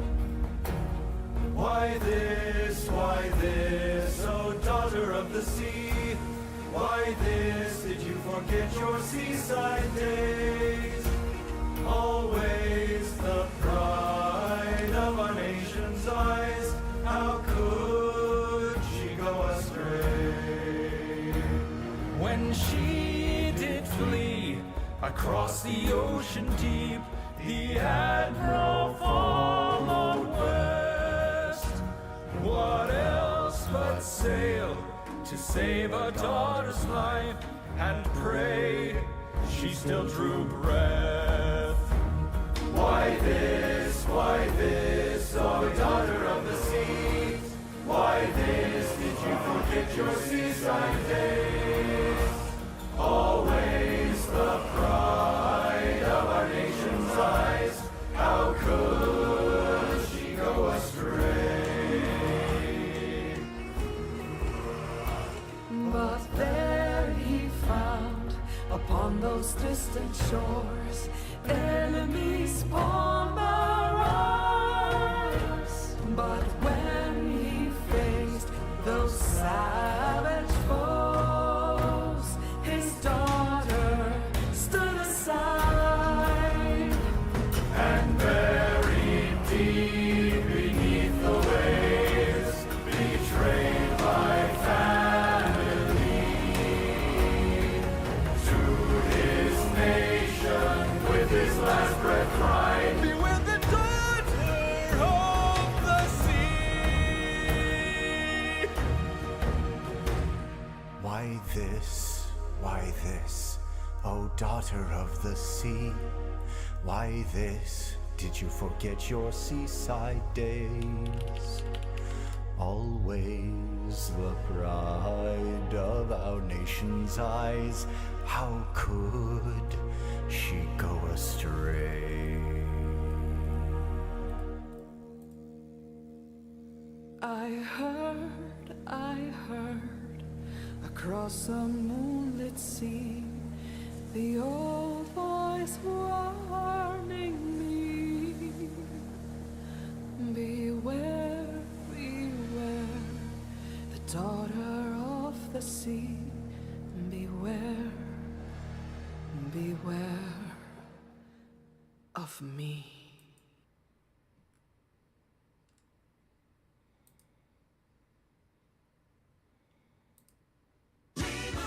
Oh god.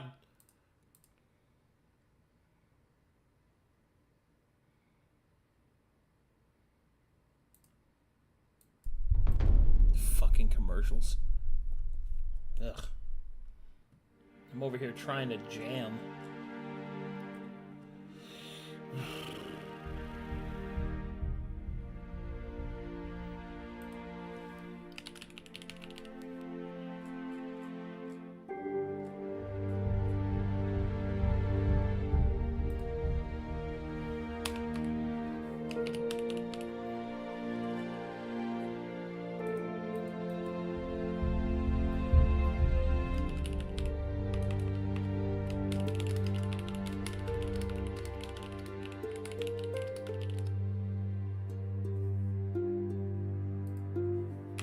look for him from the White Tower.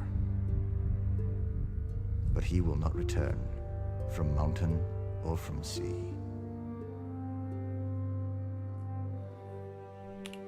Through Rohan, over fen and field, where the long grass grows, the west wind comes walking, and about the walls it goes.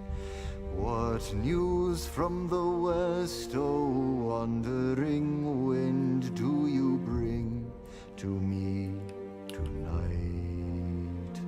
Have you seen Boromir the tall, by moon or by starlight? I saw him ride over 7 streams, over waters wide and grey. I saw him walk in empty lands until he passed away into the shadows of the north. I saw him then no more.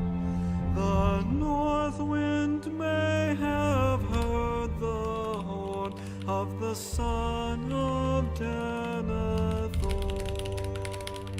O Boromir, from the high walls westward I looked afar, but you came not from the empty lands where no men are.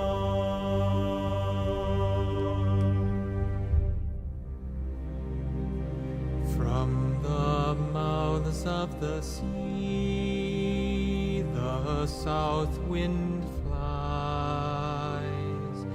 From the sand hills and the stones, the wailing of the ghouls it bears, and at the gate it moans.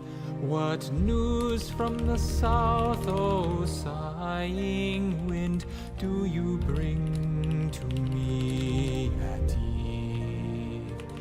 Where now is Boromir the fair? He tarries and I grieve. Ask not of me where he doth dwell, so many bones there lie on the white shores and the dark shores, under the stormy sky. So many have passed down and in to find the flowing sea. That'll work. Ask of the north wind news of them, the north wind sends to me. O Boromir, beyond the gate, the seaward road runs south. But you came not with the wailing calls from the grey sea's mouth.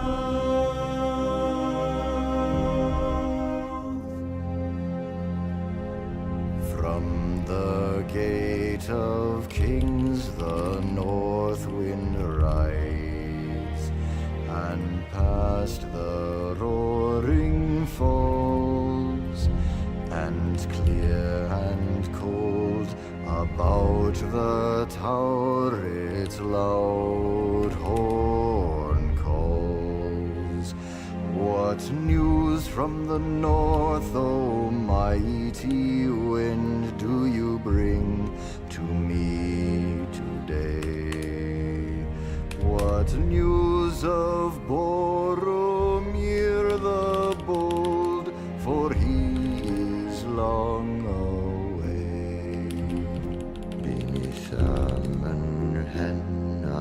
heard his cry, the many thoughts he fought.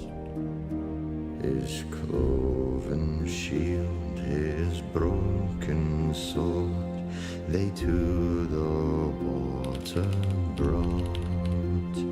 His head so proud, his face so fair, his limbs they laid to rest.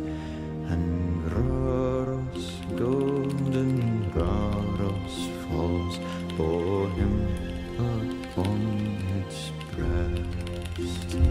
Oh, Boromir, the tower of God, shall ever northward gaze. To Raros, golden Raros falls, until the end of days.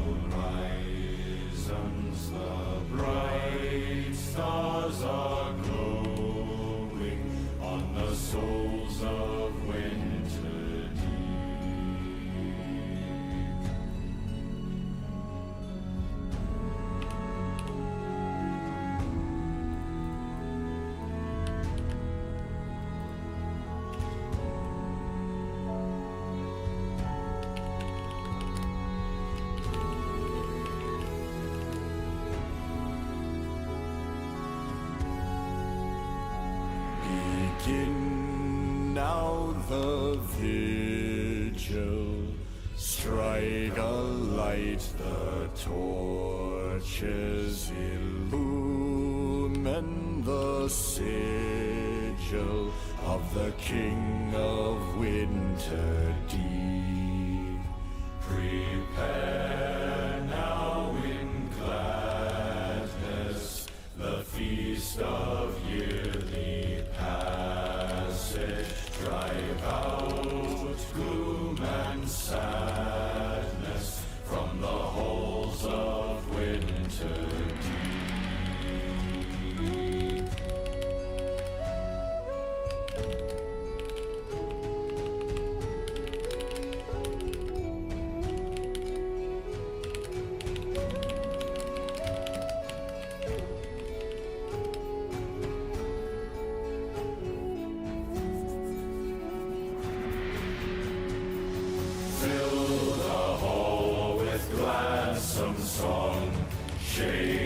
stones with voices strong.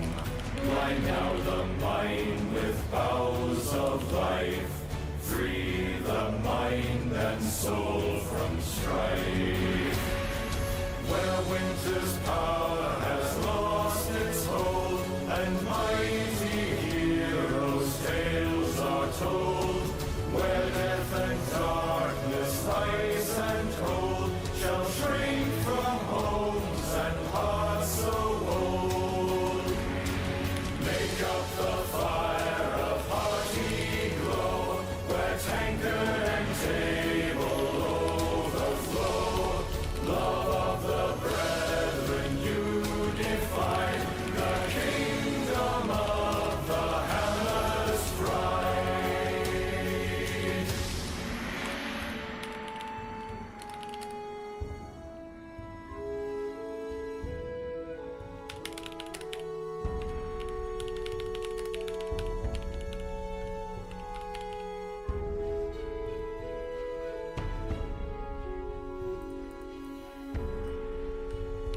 The snows settle gravely on the northern mountain, atop dwarves who bravely paid the price for winter deep.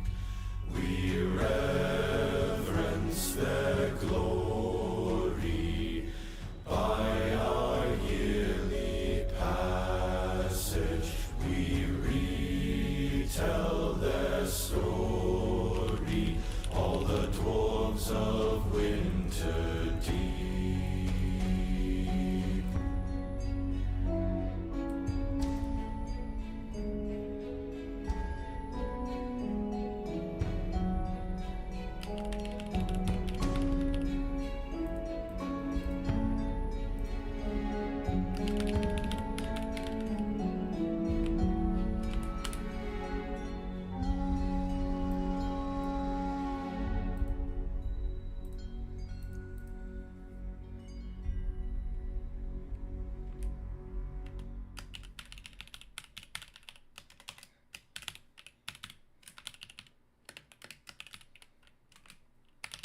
Welcome back. Oh my God, Insert stop. name here. Stop.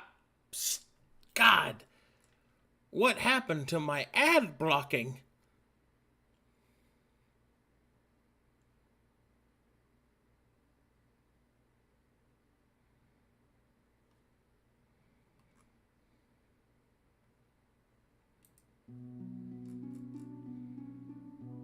Holy shit. All right.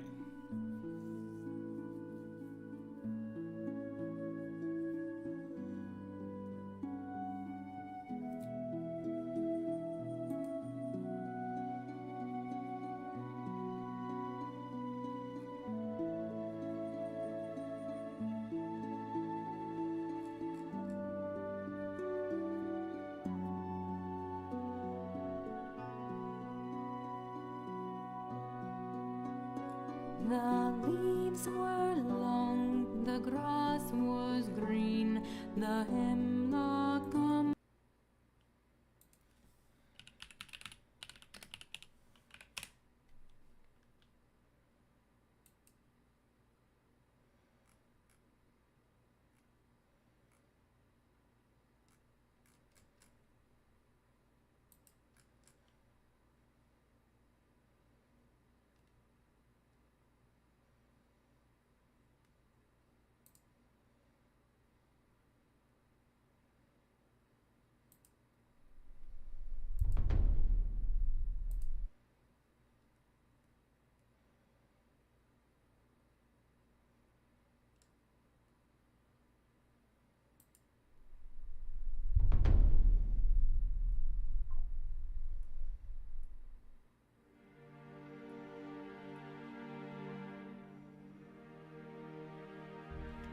Okay.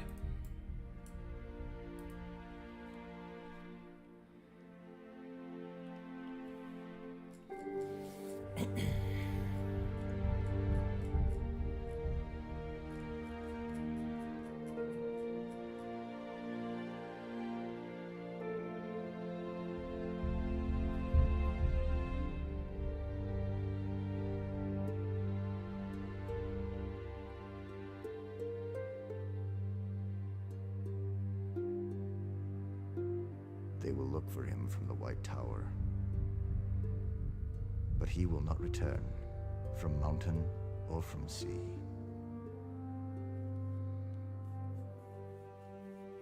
Through Rohan, over fen and field, where the long grass grows, the west wind comes walking, and about the walls it goes. What news from the west, O wandering wind, do you bring to me tonight? Have you seen Boromir the tall, by moon or by starlight?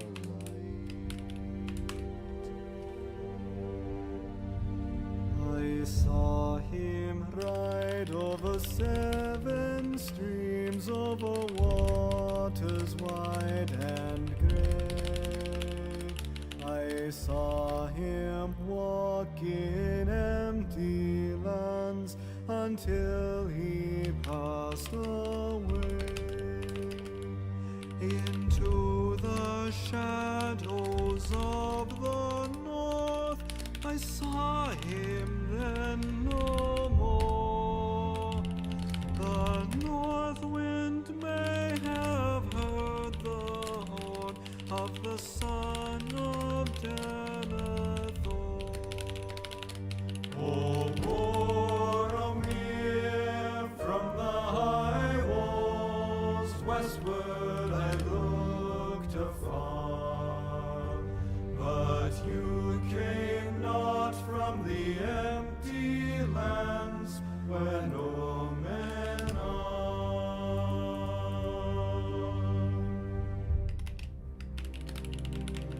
From the mouths of the sea, the south wind flies. From the sand hills and the stones, the wailing of the ghouls it bears, and at the gate it moans. What news from the south, O sighing wind, do you bring to me at eve? Where now is Boromir the fair? He tarries and I grieve. Ask not of me where he doth dwell, so many bones there lie on the white shores and the dark shores, under the stormy sky. So many have passed down and in to find the flowing sea.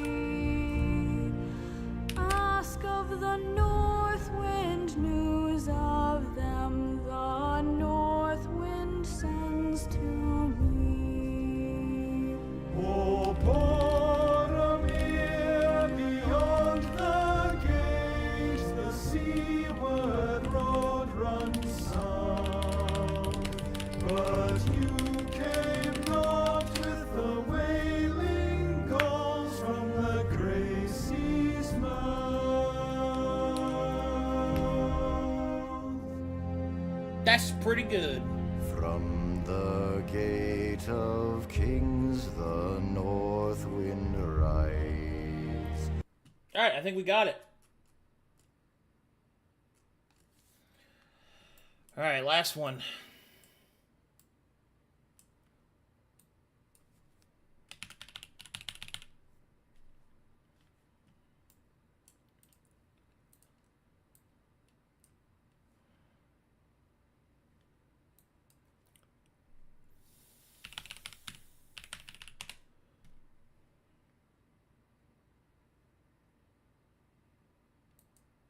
The bold Louisiana Oh my god, flavor please stop. Please, please, no more bold Louisiana flavor. Please, please, please, please.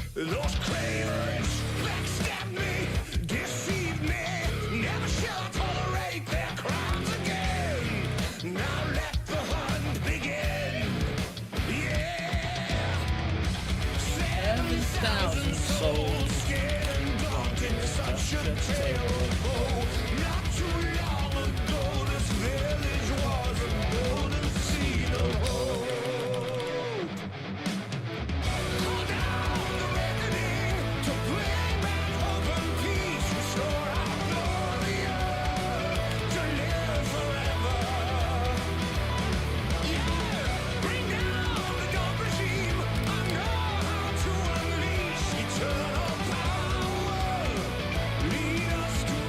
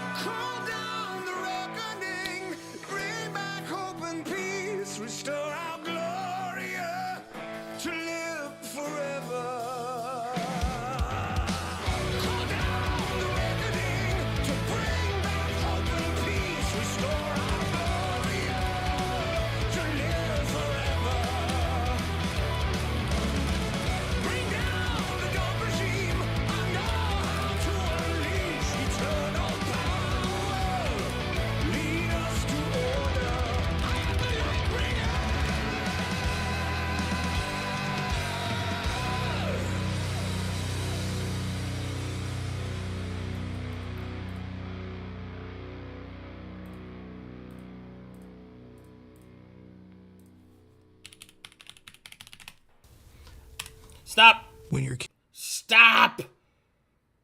Why? Why? Why is there so... Why? Why? There we go.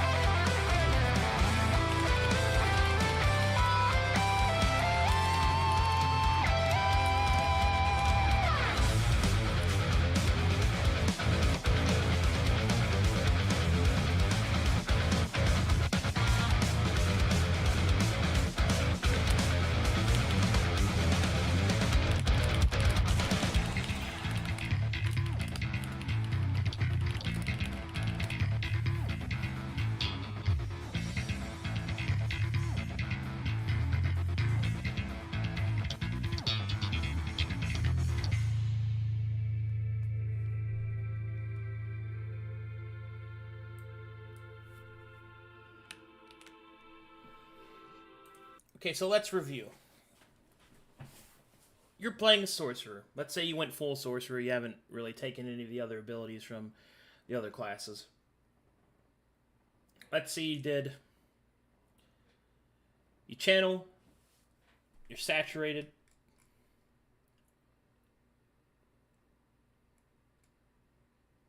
So it's the start of next turn after you saturate yourself. Let's say you have tier 1 saturated or whatever. Or tier 2, which ticks down to tier 1. So you gain a mana point, start of turn. Pow! That means you gain 2 mana points. You gain another mana point. Pow! That means you gain 4 mana points. 2 of those have to be spent only on casting spells. So no augments, no nothing else like that. And then, spell salvo. So you got 4 mana in your pool. You spend 1 mana to cast a spell. Okay? Since you got mana left over, that reduces the cost to cast that spell. So if it's a first level spell, that costs you 0 APC. So that's just a free pow, blast, bam, right? And then you cast the next spell that you cast. Okay, boom. You still got things. So you shoot again, pow, bam, doesn't cost you an APC. Then you cast again, pow, bam, doesn't cost you an APC. And then boom, bam, you cast the next one. Since that one reduces it to 0, that's going to cost you APC. So you get 3 free spells at first level with no augmentations. And then you cast that spell. Okay, now you just have your action points left over. Because all your mana is spent. Yeah. So then you can use those action points to move or readjust or channel again to make sure you've got the juice for the next one. Yeah. And then pure power reduces the AP of spells they cast by 1, period. Which means at 5th level you could cast 2nd level spells for free just using mana. Is that problematic? I don't think so. Because, technically speaking, other characters could also do that. But the difference is that the sorcerer can do a couple of other things with his action economy, I think. Yeah, it's just all about just throwing out spells, right? Because it doesn't reduce the mana cost, it reduces the action point cost.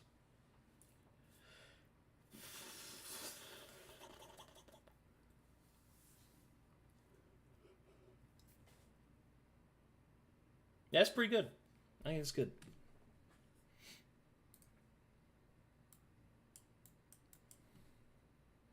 Nice.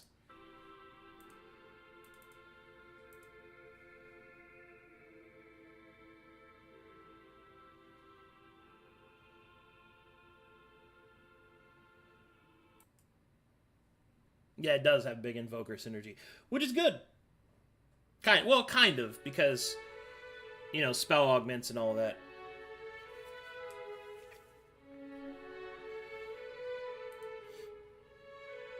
The point is that the sorcerer out the gate can just boop, boop, boop, boop, boop, boop, boop, just fire a bunch of fucking weak spells, but still a bunch of them.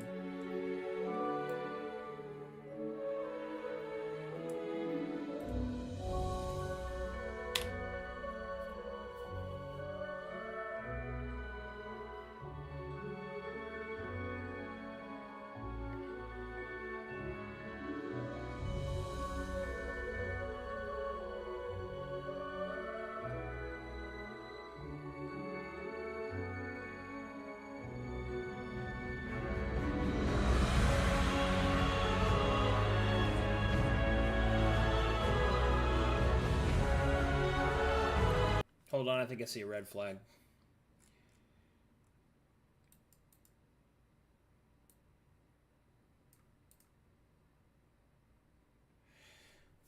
Okay, level 1 sorcerer, you have 4 action points. Start of turn, you gain 2 mana points. One of which has to be used to cast a spell. Okay, so you cast a spell, action point down. Cast another spell, action point down. You channel, cast a spell, action point down. That's still only 3. And that's if you don't move or do anything else. Yeah, I'm okay with that.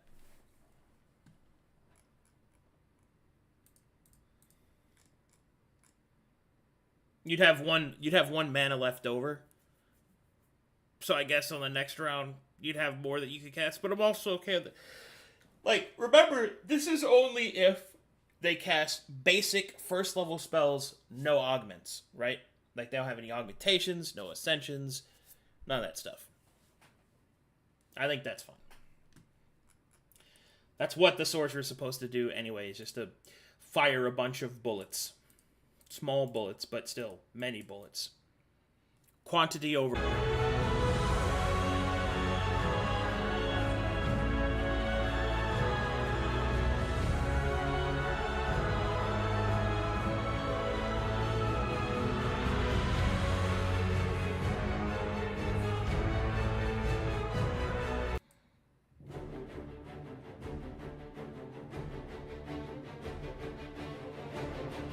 They can augment them? Yeah, they can, but remember, their extra mana they get from their sorcerer iconic ability cannot be used to augment. It has to be used to cast. So it's like, at that point, they are more or less just doing the same thing as everyone else. I mean, you can, but no. Now, granted, saturation, if it's high enough, means that you reduce the cost of applying an augment. So you could cast those spells with minor augments if your sub-attribute is high enough. But to get your sub-attribute high enough, then you're going to have to take some hits in the ability to apply, you know, to apply the attack in the first place, yeah. So you could get augment use, but then you'd suffer your 2-hit and DC and stuff like that in exchange. So it all works out in the end, I think. I do think the sub-attribute is slightly stronger in that way, but that's also good, because it's like, that's the point. Yeah.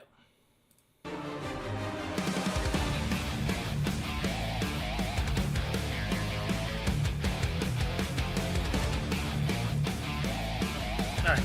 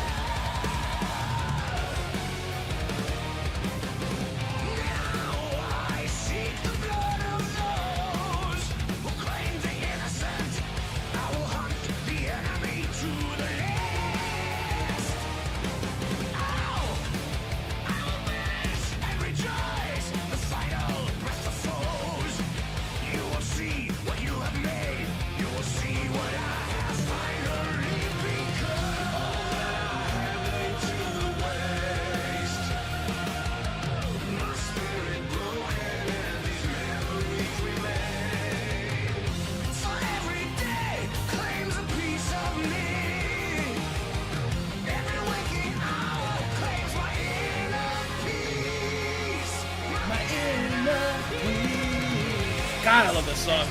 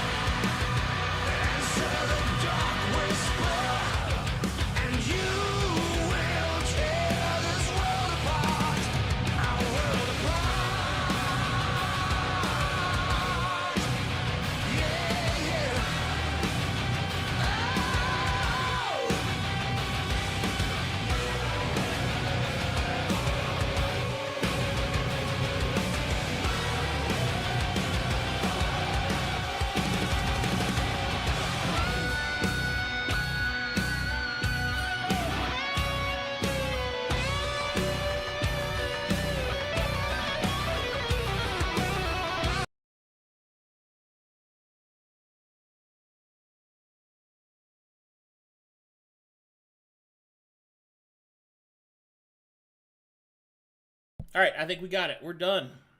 Look at that. Good stuff. Next on the list is Wanderer core classes.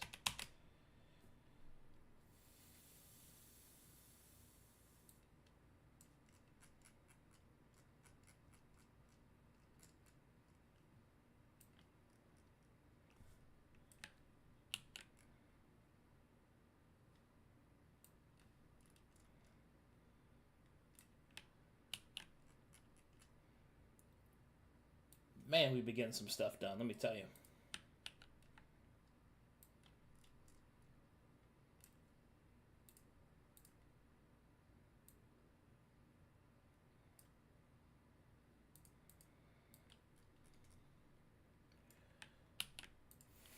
One, two, three, four, five, six.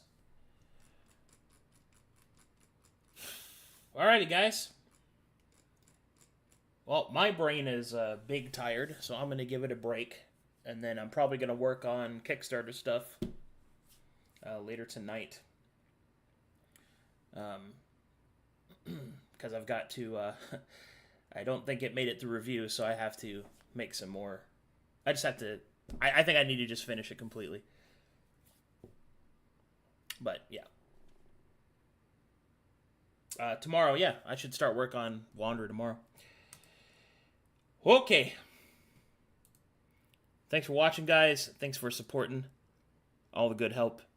I'll see you guys next time.